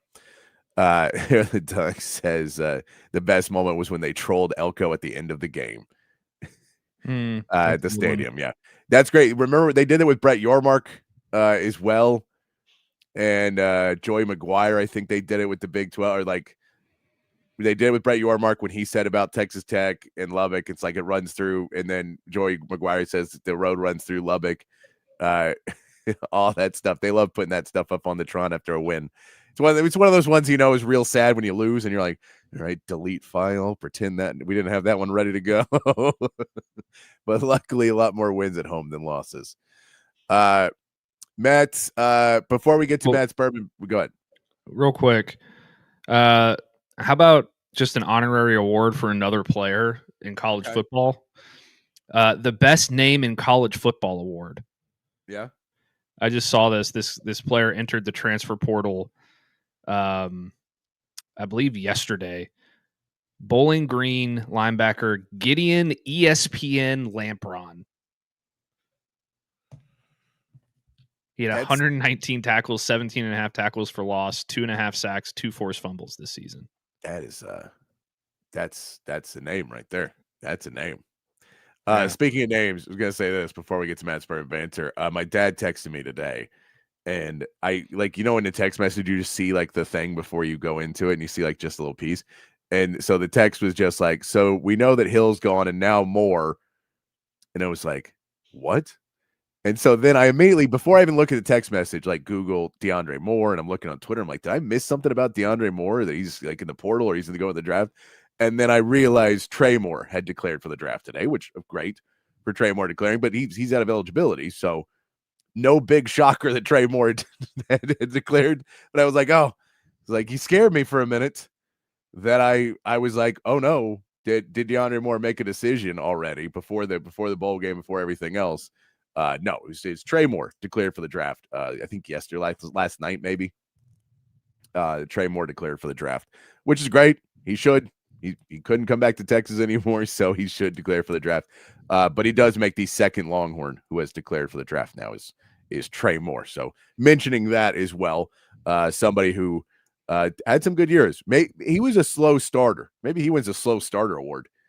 It just feels like both years he was at Texas, it didn't feel like he had a good feel for the game, Matt, until he got to maybe week 5 or 6. And then all of a sudden he really started to pick it up and started to make more plays. And at the end of the season, he was really good. But both years, it kind of felt like he was a little bit of a slow starter. Mm-hmm. Yeah, I'd agree with that. I for some players, it's just that way. I feel like he came on when it mattered. So I think that's what's most important. I agree. Yeah, it's not a shot at Trey Moore. It was just every year you'd see, right when people started to be like, I don't know about Trey Moore, then he would be good. It's just right into that moment. I don't know why it was that way. I feel like this season it probably had a little bit to do with the fact that they were trying to play him at multiple positions. Yeah. But at the end of the day, he's going to play in the NFL regardless, so he'll be all right. There we go. All right, every week here on the show, and now we've done it a bunch of times. So it is getting harder for Matt to find the bourbons. We're gonna have to send him a store. Hopefully, again, if you want to get him some bourbon for Christmas, you could help out. And if you're a bourbon company and want to send him some for Christmas, it is the season of giving, and giving bourbon is a very thoughtful gift.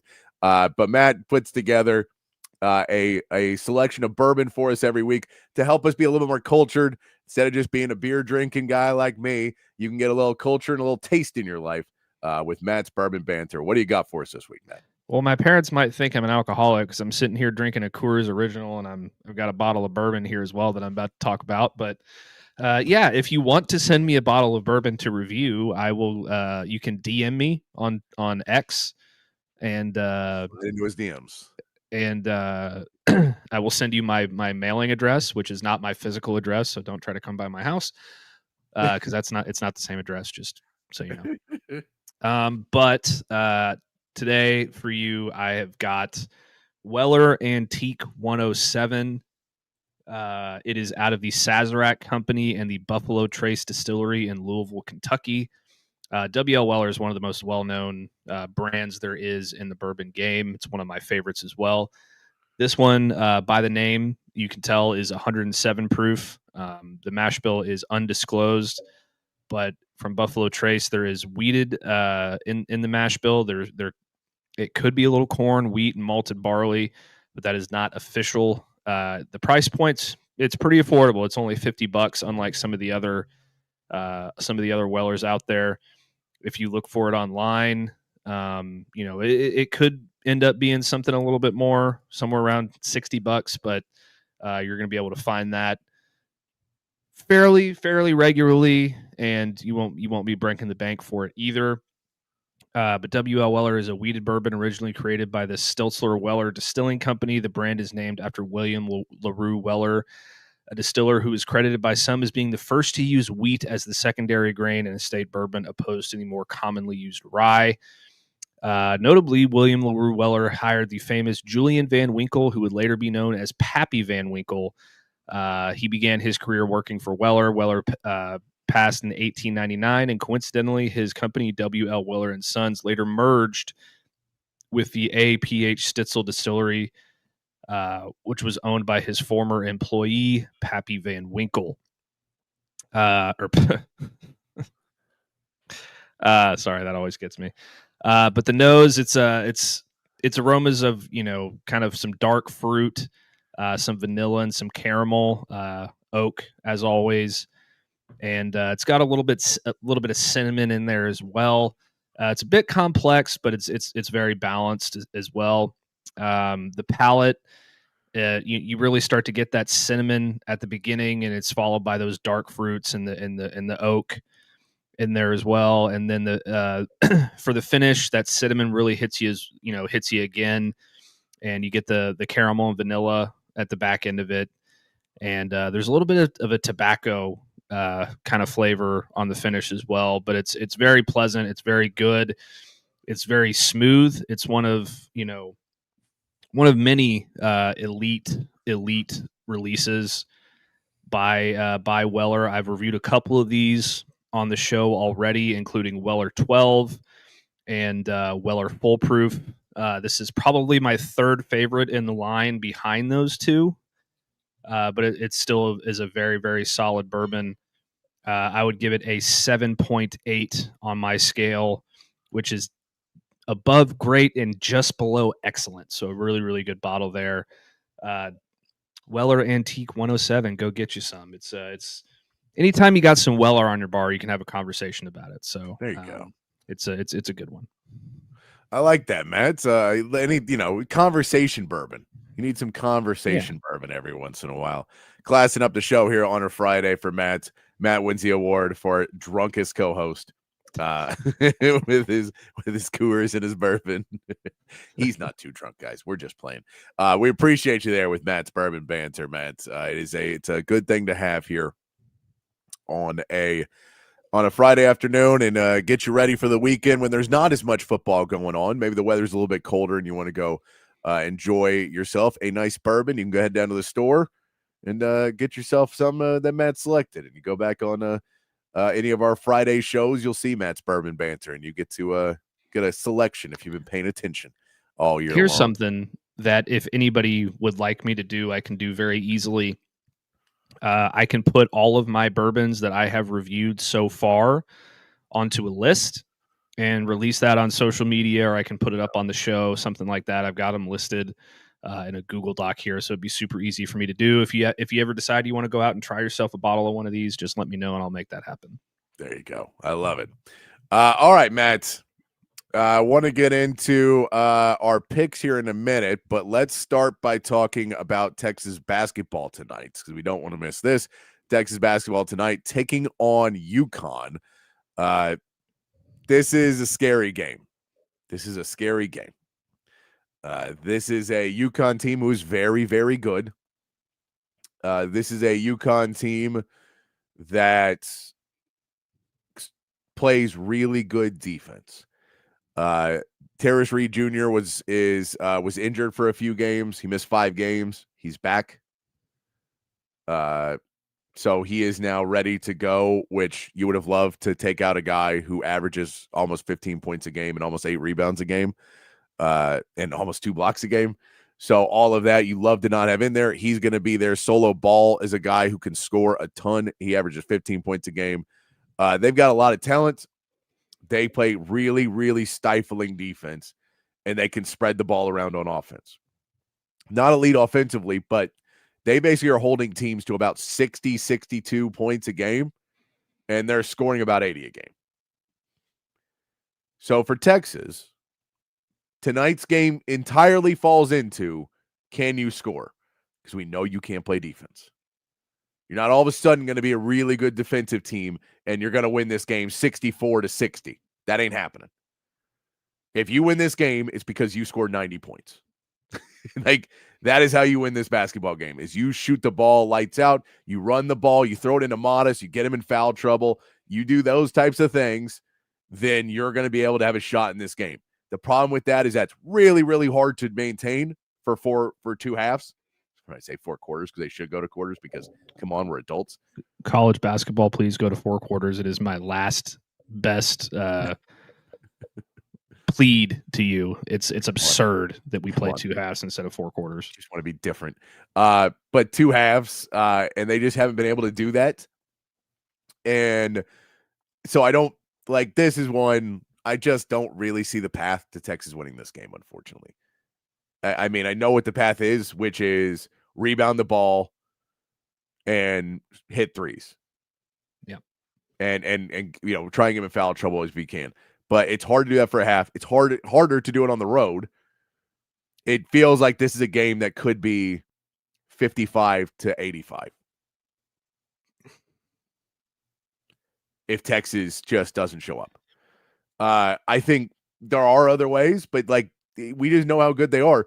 I think you're hoping more that this is a Duke-ish game where you're in it in the first half and you're playing well and you're able to kind of slow them down a little bit and stay in it. And then in the second half, things fall where they do, but you're at least in the game. You just can't allow them to come out and completely stifle your offense. You have to keep moving the ball. You have to take shots when they're open.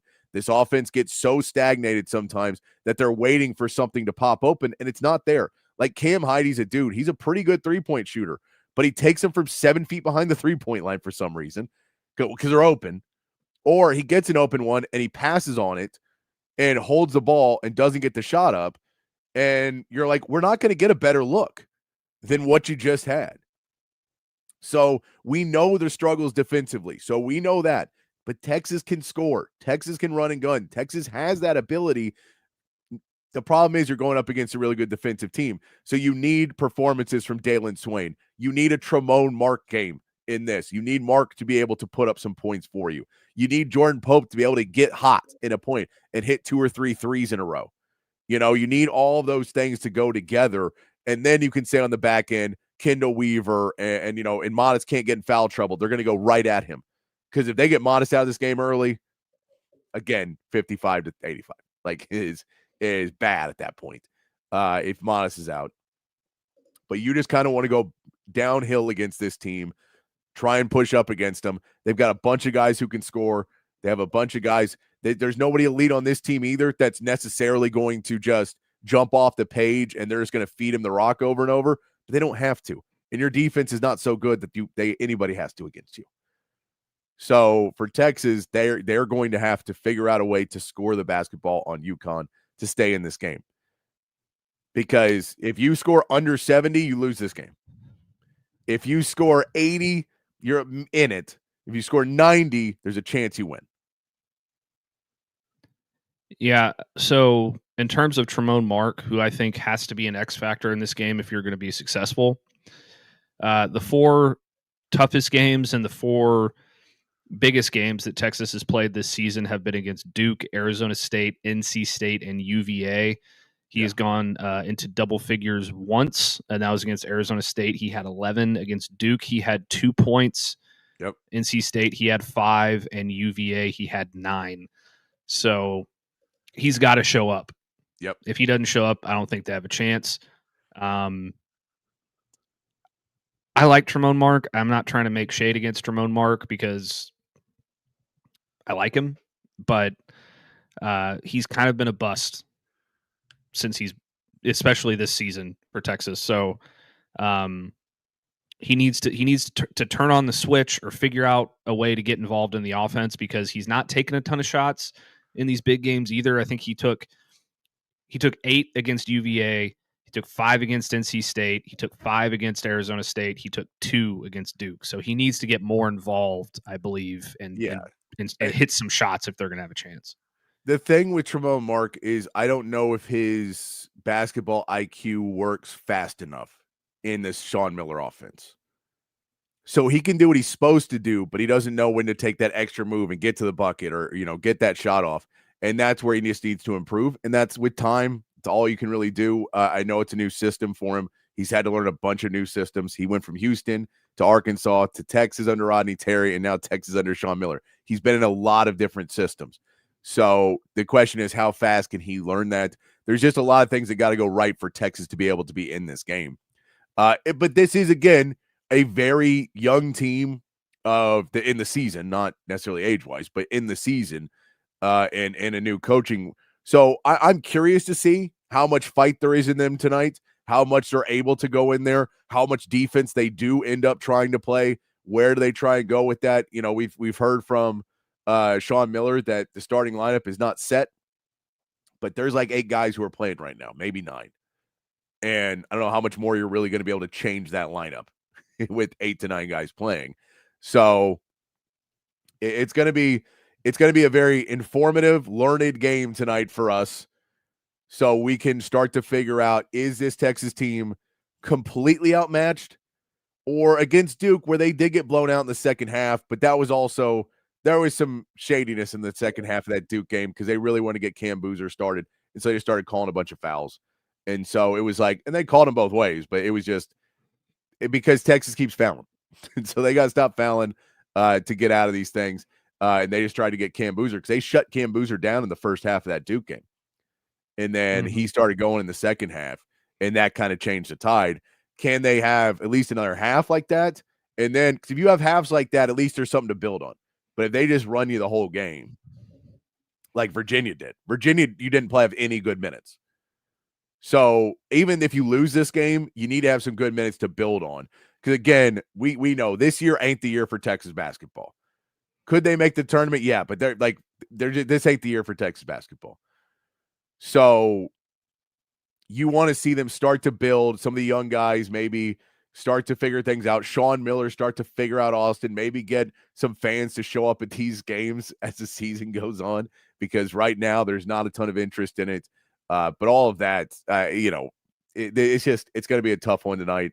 It's going to be on a big stage. UConn fans are going to be going nuts because they don't care if Texas is not good.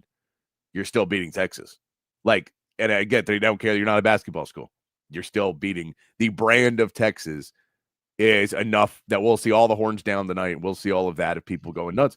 UConn has a great fan base, and they're going to go after Texas. So I'm just kind of hoping they stay in it, at least for half, and don't get blown out. But I really don't have much hope that the way to win this is literally you just have to have three guys on this team have to have the night of the life shooting.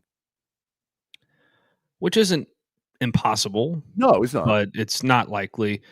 I don't think this game is scary at all.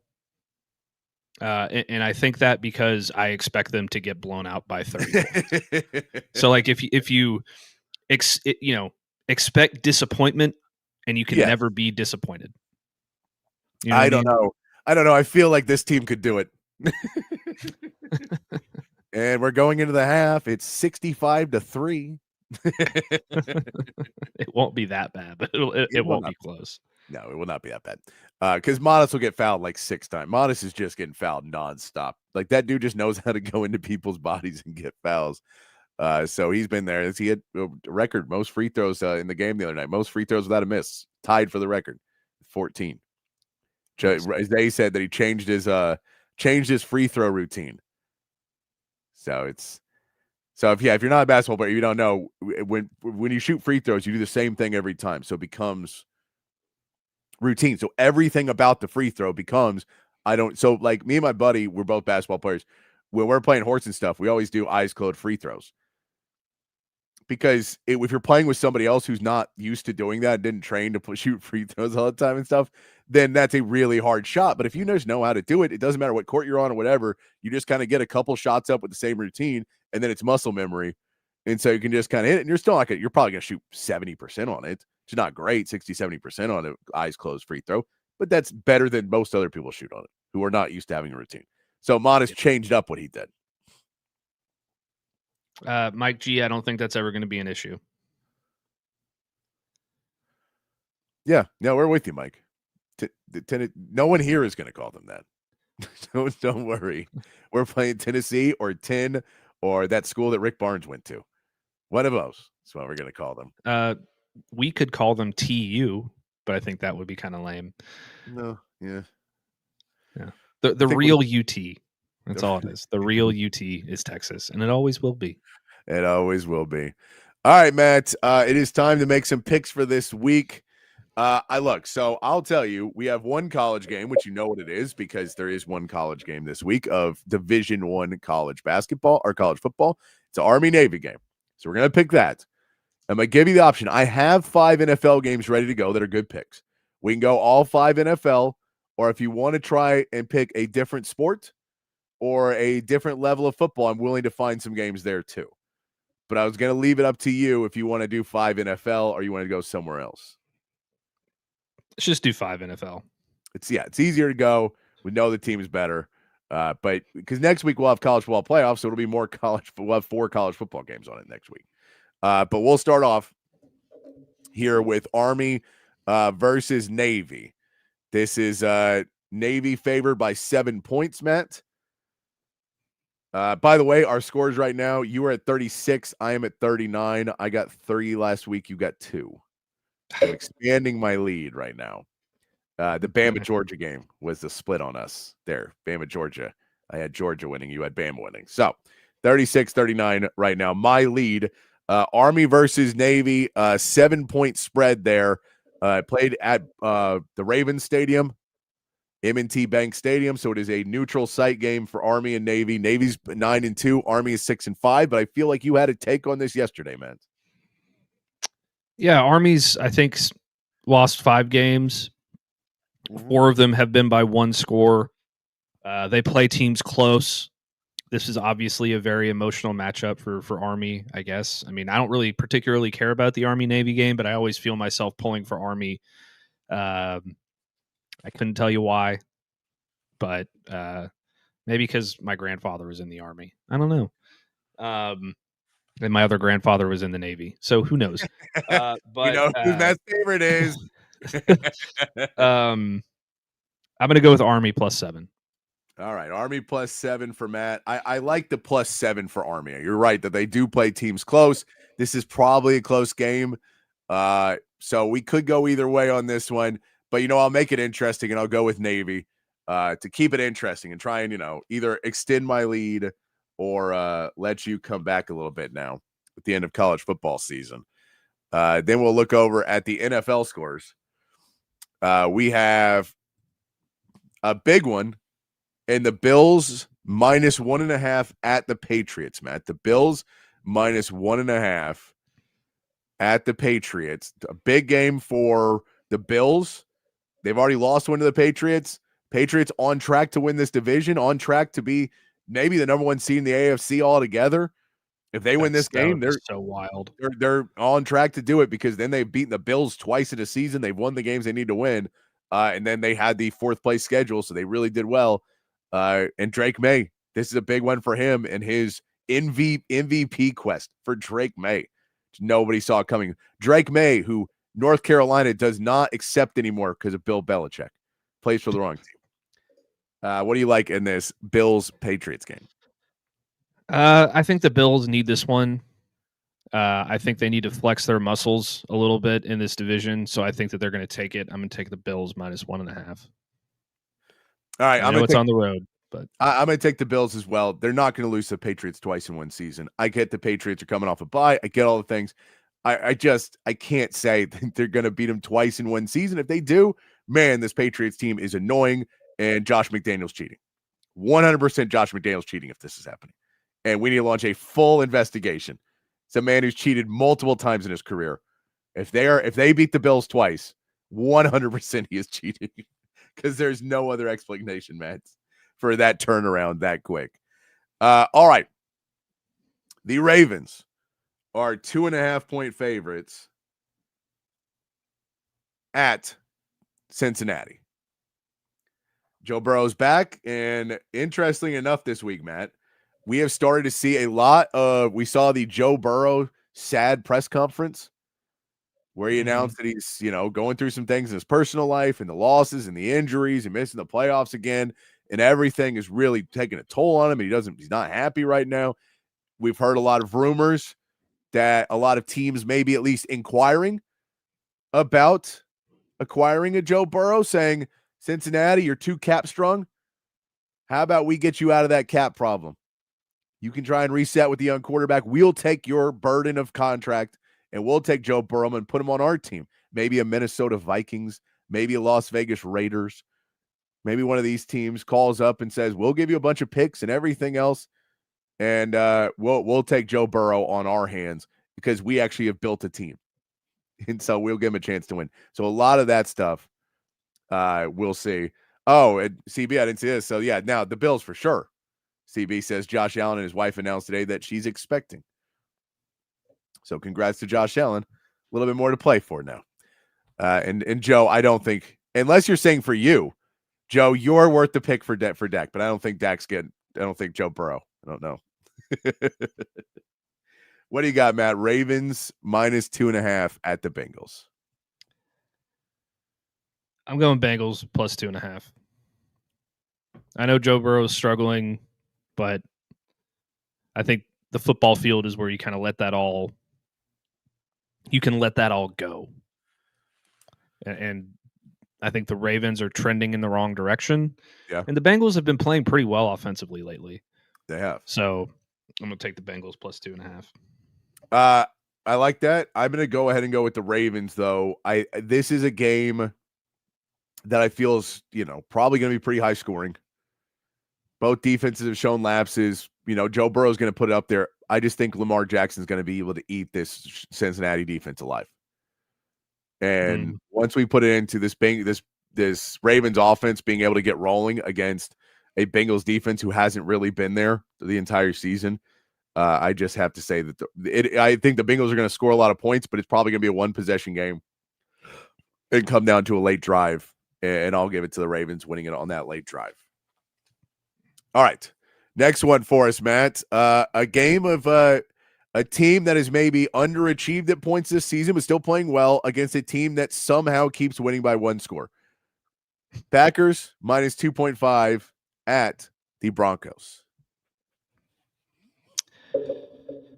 Broncos cannot be killed. It's plus 2.5 for the Broncos. Plus 2.5. I'm taking the Broncos plus 2.5.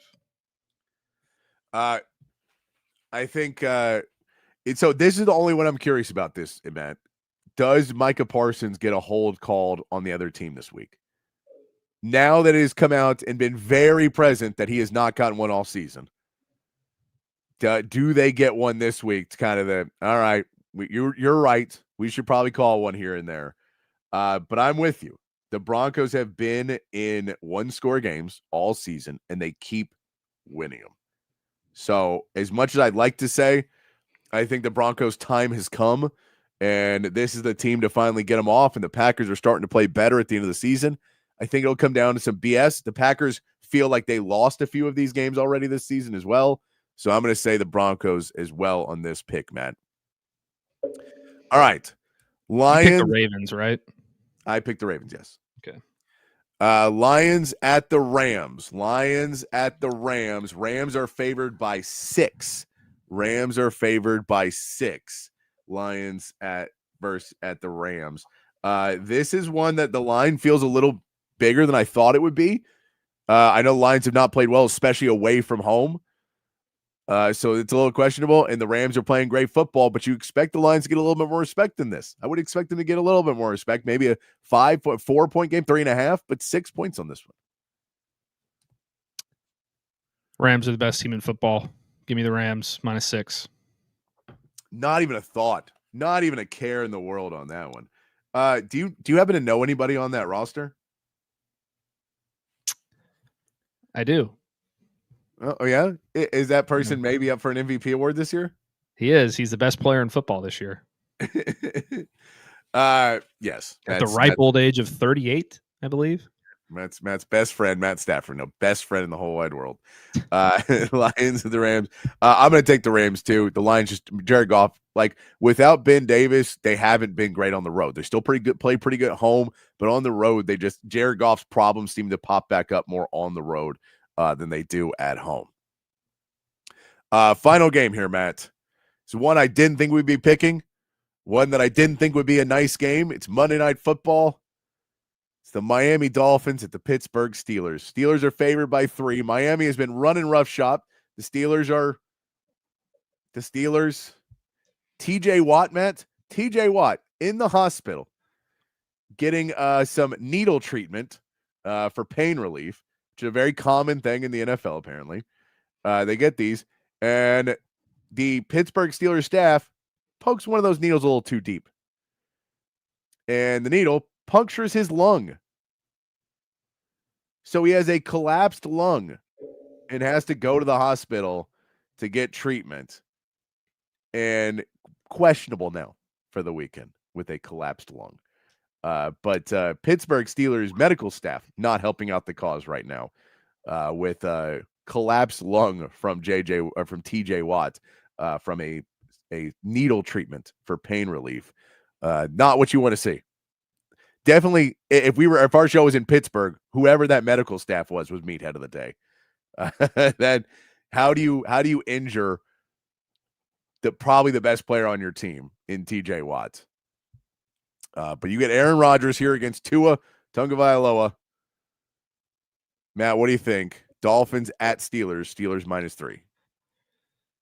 I think TJ Watt's probably not going to play. I hope he's okay. That's incredibly scary.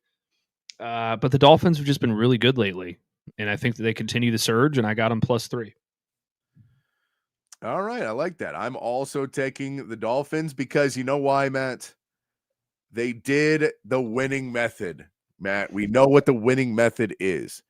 They put Quinn Ewers in a football game, and then they benched him. Yep.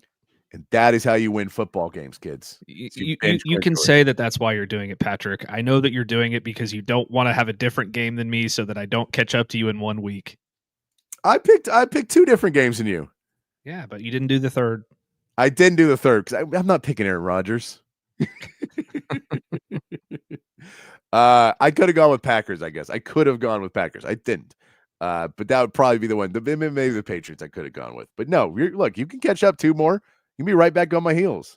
Most likely, though, I'm going to get both of those right and just blow away, just start to pull further away. It's certainly possible. Yeah. So you're going Army. I'm going Navy in the Army-Navy game tomorrow. Navy -7. We're both taking the Bills -1.5 versus the Patriots. Ravens -2.5. I'm taking the Ravens -2.5 at the Bengals, which you are taking the Bengals. Packers -2.5 at the Broncos. We're both saying the Broncos somehow win that game. Lions at the Rams. Rams are -6 in that game. I didn't write that down. Rams, we both have the Rams covering 6, and the Dolphins at the Steelers -3. Both of us taking the team that has benched Quinn Ewers. It's the way to do it. It's the way to win games, man. You got to be able to bench somebody.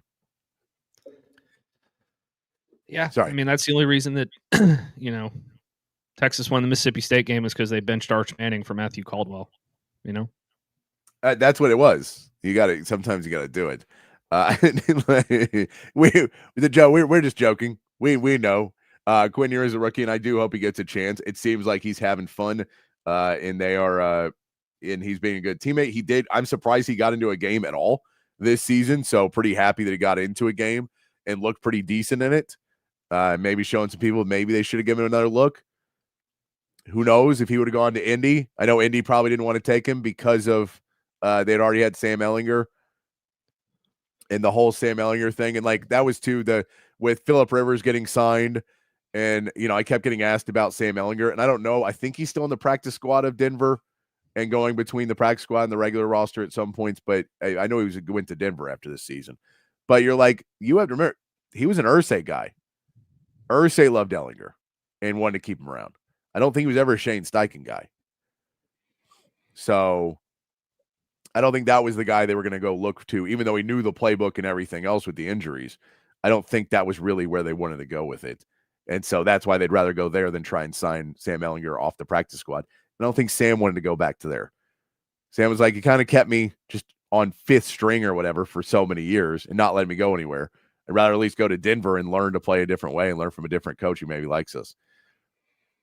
And Joe, the Colts can't really tank. I mean, they're tanking for like the 17th pick at this point. They won too many games already. So you might as well see if you got anything with Old Man Rivers, which I think Old Man Rivers is a better nickname than Indiana Jones now.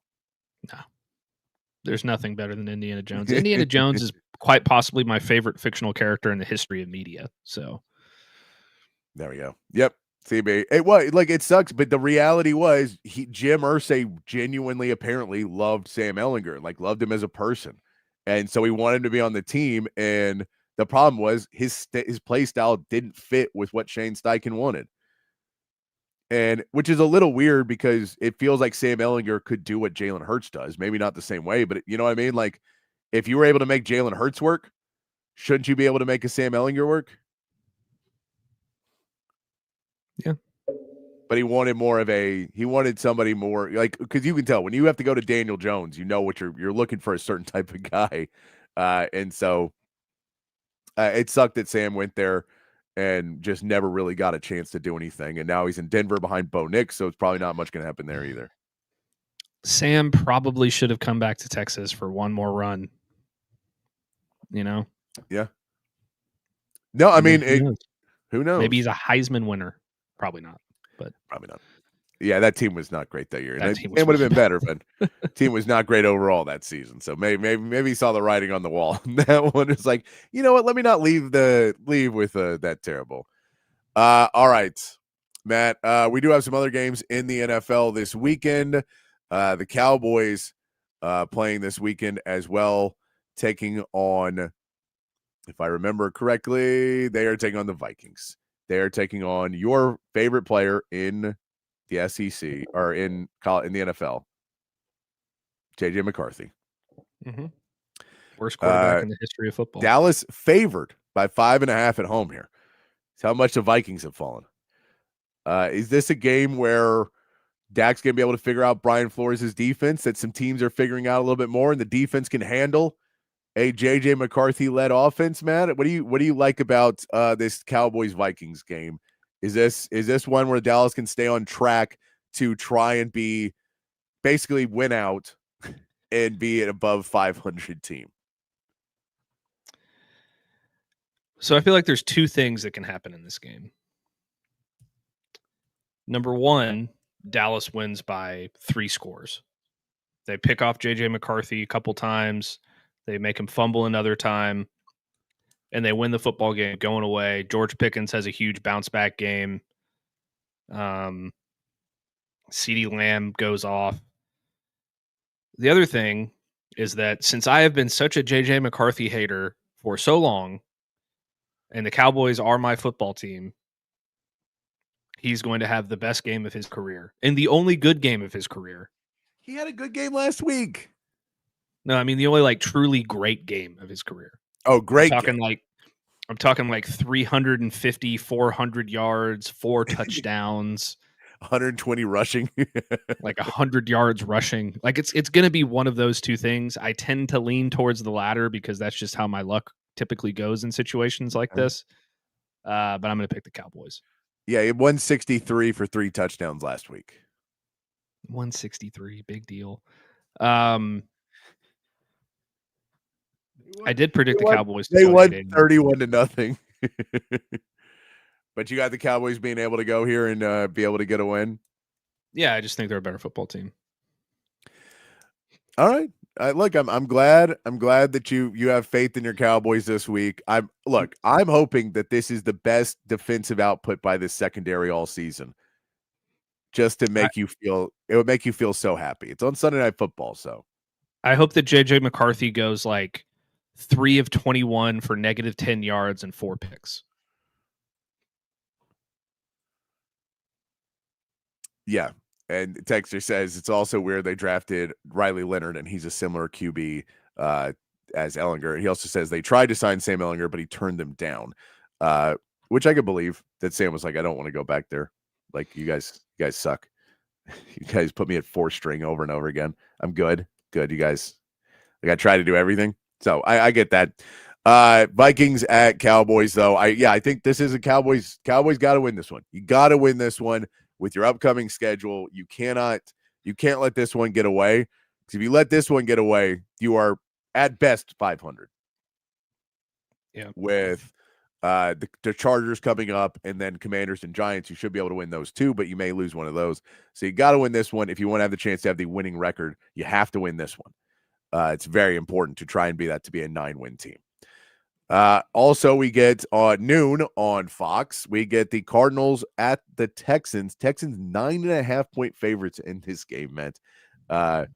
Jacoby Brissett has given us troubles in the past with the Colts, with the Patriots, but it feels like this defense is really starting to get into its home run place. If I was Marvin Harrison Jr., I wouldn't want to play in this game. He hasn't been really good all season, and then you get to go play against a secondary who's been great. This one is for Texas, for the Texans. You really hope that the offense can get going a little bit more and not have to be so late in the game when it gets going. I just can't trust that the Texans are going to beat anybody by 9.5 because I don't trust their offense. I wouldn't be shocked if they shut out the Cardinals though. So maybe they win 10-0 and maybe they do cover. I do think they're going to win the game. I mean, so they beat the Chiefs by 10. They beat the Jags by 7. They beat the Ravens by 34. Beat the Titans by 26. No, it's hard to put money on that. You know what I mean? I'm with you. I understand what you're saying. And the Cardinals haven't been very good. I think this is a game where they could get it going and, kind of put that false sense of security into the offense because they're starting to play a little bit better. The offensive line's starting to play a little bit better. Woody Marks is healthy for this game. They end up playing the Raiders, Chargers, and Colts in their last 4 games, or last 3 after this one. So, again, if they win this one, then they will move on to 9-5, be in a position where they can challenge the Jags. If things work out right, you can challenge the Jags in this division. But the Jags also get an easy win this week playing Brady Cook and the Jets. They're 13.5-point favorites in this game. Let's go Jets. Let's go Jets. Jets, Jets. And Joe, yes, I do believe that they're going to be moving on from Kyler at the end of this season. It feels like, there's a decent chance Gannon is gone, the coach is gone, and they just say reset, bring in a new coach, and let him go try and find a quarterback. Go play baseball, man. You've had your fun in the I don't think he NFL. wants to play baseball either. I think he made his money and he's fine. He's like, I'll go sit on the bench for the next 4 or 5 years, make my millions, and then I'll just play video. Like, I don't care. I just don't care enough about this. So I don't know if there's a right place for him to go. I don't know if it's like, if you're in Atlanta, you look at him and say, well, we don't want to fully abort, but maybe we can bring him in and he could help us out. Maybe just keep this going a little bit more and it could be fun to watch. Maybe if you're like, I don't know, maybe a Minnesota, you try and put him in a progression-based offense where he doesn't have to make decisions, because it's pure progression offense in Minnesota, which is basically, instead of you reading a defense and making your decisions, you literally just follow whatever the coach says. So maybe that's better for him in that kind of situation. I mean, I hope he doesn't end up on Vegas. Doesn't feel like a good spot for him. By the way, I saw Diego Pavia saying that he wants to play for the Raiders. It was like, Pavia. It's not a good sign when you're like, yeah, I want to live in Vegas. And you're like, if I was the Raiders, I'd be like, all right, cross Pavia off our list. Oh, the guy who's hanging out with Johnny Manziel, the known drug addict, Johnny Manziel. Oh, cool. Yo, yeah, let him come to Vegas. Nothing. What bad could happen? The guy who constantly is on Instagram thirsting after models. What could go wrong? Bring him to Vegas. I don't know, man. It seems like a good pickup. I hope he goes undrafted. I mean, he might, but he's going to end up on a team. Someone will pick him up. Yeah. I don't know. If he didn't have the personality that he has, I don't know that anybody would. I don't know that he'd be a Heisman. I mean, he'd probably be a Heisman candidate, I guess, but I don't know that anybody would pick him up in the NFL draft. Like, he has made a business out of himself, and props to him for doing that. Yeah. I don't know. Maybe he's an Arizona guy that they go after in like an undrafted place. Dude, don't put that guy in Scottsdale. He's from New Mexico. It feels close enough. I know, but like, do you know what kind of people live in Scottsdale? Pavia. That's just as bad as Vegas, man. Yeah, it's not though, but it's somehow worse in like it's Cleveland Jets. Please take a flyer on this guy. Oh, he'll can play in one of those places. Imagine a quarterback competition between Diego Pavia and Shedeur Sanders. Oh my God. No, nobody wants that. No, I mean, content aggregators want that. People who just make content. Cleveland Browns on SI wants that. I can tell you that. Yeah. But this at the end, this is a Texans and Cardinals is going to be another one they really need to win and just stay on the right track. I'd really love to see the offense kind of get going a little bit more in this game. I think it would help them out in the long term a little bit more. If you can get it going in the next 2 games, you and the Raiders start to feel a little bit better as you go into those last couple games of this season. All right, Matt, let's take our second break of the show. Come back. I got a couple different topics to throw by you, see what you think about them. If anybody else has anything that wants to hit here in the last couple of minutes, we'll get to our meathead of the day and wrap it up for the week here in 2.5 minutes here on Open Gym on Texas Sports Unfiltered. Hi, I'm Hayden Covert. Welcome to Covert Buick GMC of Bee Cave, your home in the Hill Country for new and pre-owned Buick and GMC vehicles. With beautiful inventory arriving daily, including the GMC Yukon, Sierra 1500, and Buick Enclave, you'll be certain to find the perfect vehicle at an incredible deal. Our service department is also open for all your vehicle maintenance needs. Visit us today for a test drive. Covert, born and raised in Austin. We are professional grade. Altstadt Beer, the best beer that you can find all throughout the great state of Texas. Y'all know I've been a fan of Altstadt for years now, and if you try it, I think you will be too. If you've already tried it, you know exactly what I am talking about. Altstadt is brewed locally in Fredericksburg, but available all over the state of Texas. So if you're tuned in Austin, San Antonio, Dallas, Houston, it does not matter. You can find Altstadt at a local grocery store or liquor store. They've got a bunch of different brews, something for every beer drinker out there. The lager, the Kolsch, those are their two flagship beers, both award winners. They are fantastic. The Altstadt Light sacrifices on calories but does not sacrifice on the taste. They've got great pills, tons of great seasonals as well. I'm telling you, one sip and you won't go back to the other beers you've been drinking in the past. It is the official beer of BK. It should be the official beer of you as well. It's Altstadt Beer. No impurities, no regrets.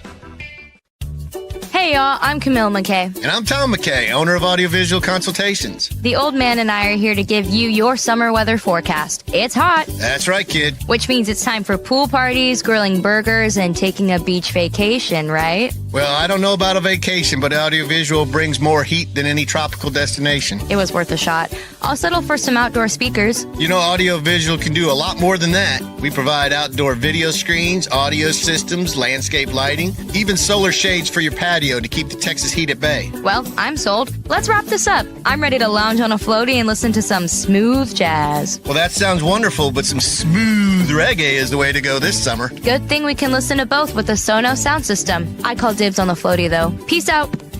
Kid, wait a second. Give us a call at 512-255-8678 or visit us at avconsultations.com. That's 512-255-8678. Back here on Open Gym on Texas Sports Unfiltered. Wrapped it up here on a Friday. Solid joke there, TB. Solid joke. Pavia Sanders and Deshaun Watson walk into a bar in Cleveland. Cleveland doesn't want that. Cleveland doesn't want that. And yeah, it sucks. Bijan said something that was a game that we all in Texas played as kids. And we know the name's offensive now. He wasn't thinking about it. He apologized. I know there's uproar. There's uproar about everything. You just gotta kind of understand. Like I work with again. He called the game where where you find one guy and whoever has the ball, everybody tries to tackle. Oh, yeah. Yeah.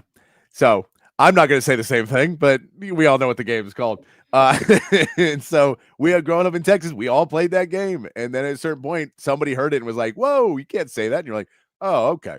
So he knows, he apologized. He was just having fun with football people and forgot he was on a camera and you shouldn't say a thing. But this is the thing you always say with comedians. There's always going to be a group of people who are very loud about it and they're going to forget in 2 weeks and nobody cares again. It's football. They don't watch it. It's not affecting ratings. It's not affecting advertising. People are going to get upset about it for a minute because they're upset about a lot of things in life. That doesn't really signify much. If you go out in your life, most people go, oh, yeah, no, you shouldn't say that. And you go, yeah, I know I messed up. And you go, okay, don't say it again. If you make a habit of doing it, we're going to get really mad at you. If you consistently say things like this, then it's a problem. But if you slip up one time and you go, no, it's literally just a thing we played in Texas and nobody thought anything about it. Because we, especially we played in elementary school. We didn't know what the word meant. So yeah, it sucks. But don't be John Rocker. Be Bijan Robinson. Yes. I think, yes. John Rockers was much more intentional and hated. Matt, we get a NBA Cup action this weekend. You going to be watching a lot of the NBA Cup? Zero. Oh, man, Spurs versus Thunder? You're not caring about Spurs versus Thunder? I am not caring about the NBA until I have to, Patrick. Wimby's supposed to be back for the game? Thunder are 24-1, Matt. 24-1. About to be 24-2. There you go, Matt. I love it. So NBA Cup action on Saturday. The semifinals are the Spurs versus the Thunder and the Knicks versus the Magic. The finals then I believe are on Tuesday. And then around that are all the makeup games for all the teams who didn't play. And they schedule 80 games in the NBA now. And then everyone who doesn't make the cup doesn't get those games added. Sorry, I had a cough there. But we see these games tonight. It unfortunately does mean the Spurs will play the Thunder 5 times this season. which is not a lot of fun because they're in the same division. So the 24-1 Thunder, you get to play them 5 times. Best team in the NBA. Not a ton of fun there. Another thing happening this weekend. Matt, have you ever been a wrestling fan? When I was a kid, yeah. I was a big Sting fan when I was younger. He just retired. John Cena's retirement match Saturday night. Any chance you tune in to Saturday night's main event to watch John Cena's retirement match? You know, I don't think that would go over very well in this household in terms of what we're watching on a Saturday night. So my guess is no. Oh, come on. You can't see you when you watch it. But that is, I may tune in. I may tune in because there's not a lot else going on a Saturday night. So I will see if I tune into that. Let me fix my stream real quick. I don't know why it does that at the end of a show on a Friday, trying to make me look all blurry like Barbara Walters. Let's get to our meathead of the day then, Matt. Since you're not going to watch the NBA Cup, you're not going to watch John Cena retire. I don't know what you're doing on a Saturday night if you're not watching the Spurs Thunder on one TV and John Cena retiring on another TV. Seems like your priorities are the whack. Joe, the players care. Not all of them, but most of the players on good teams care. Players on bad teams don't care. Let's hit our meathead of the day. Let's start with you know what? We'll start with this one. It's a little bit crazier. Sark got this guy a Heisman, but I don't think he understands how plane crashes work. Yeah, they're playing unit for it. You gonna look out that window. that plane go down, bird going down. Look, that's why I say, why do they make us put seatbelts on the plane? It's over with regardless. It's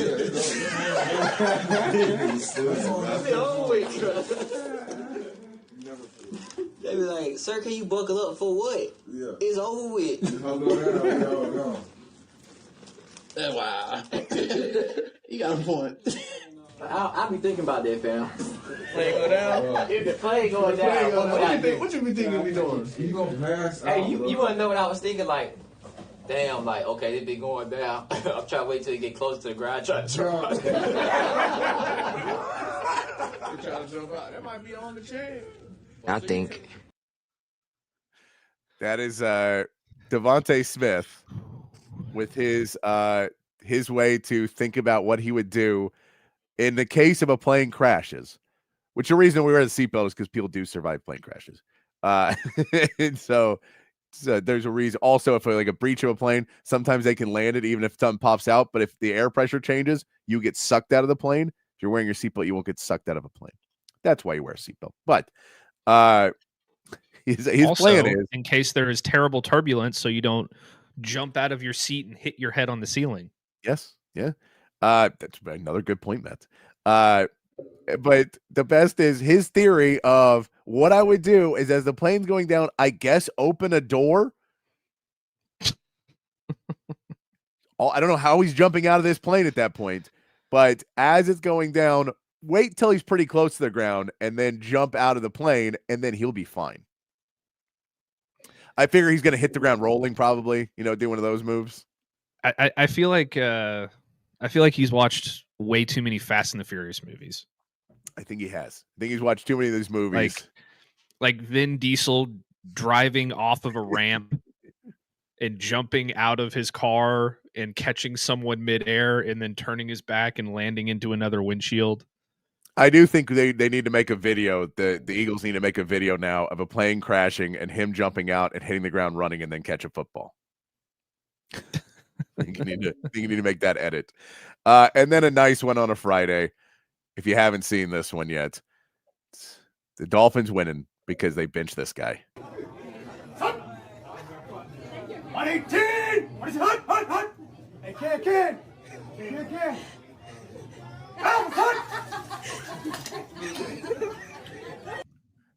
That's Quinn Ewers in the Dolphins locker room trying to make a Christmas tree jump off sides, which it does. He does get the Christmas tree to jump off sides. But that is him getting along well with his Dolphins teammates. Good to see ex-Texas players and guys like that be able to go in and make the best of being in the NFL in whatever situation they're in. So cool to see Quinn Ewers doing well in Miami. Quinn is the best at getting people to jump off sides in the entire NFL, as evidenced by that video. So he should get a multi-million-dollar extension. Hey man, if the Eagles gonna pick him up, run the fake tush push, get him to get you guys to jump. All right, we got to get out of here. Thanks everybody for another fun week of shows. We'll be back Monday to keep on keeping on as we start to get into playoffs week here on the show. We'll talk about Texas and UConn, NBA Cup, all the fun stuff. When we come back on a Monday edition of the show. But until then, be kind, be safe, keep your underwear clean. We'll see you right back here on Monday for more from Open Gym.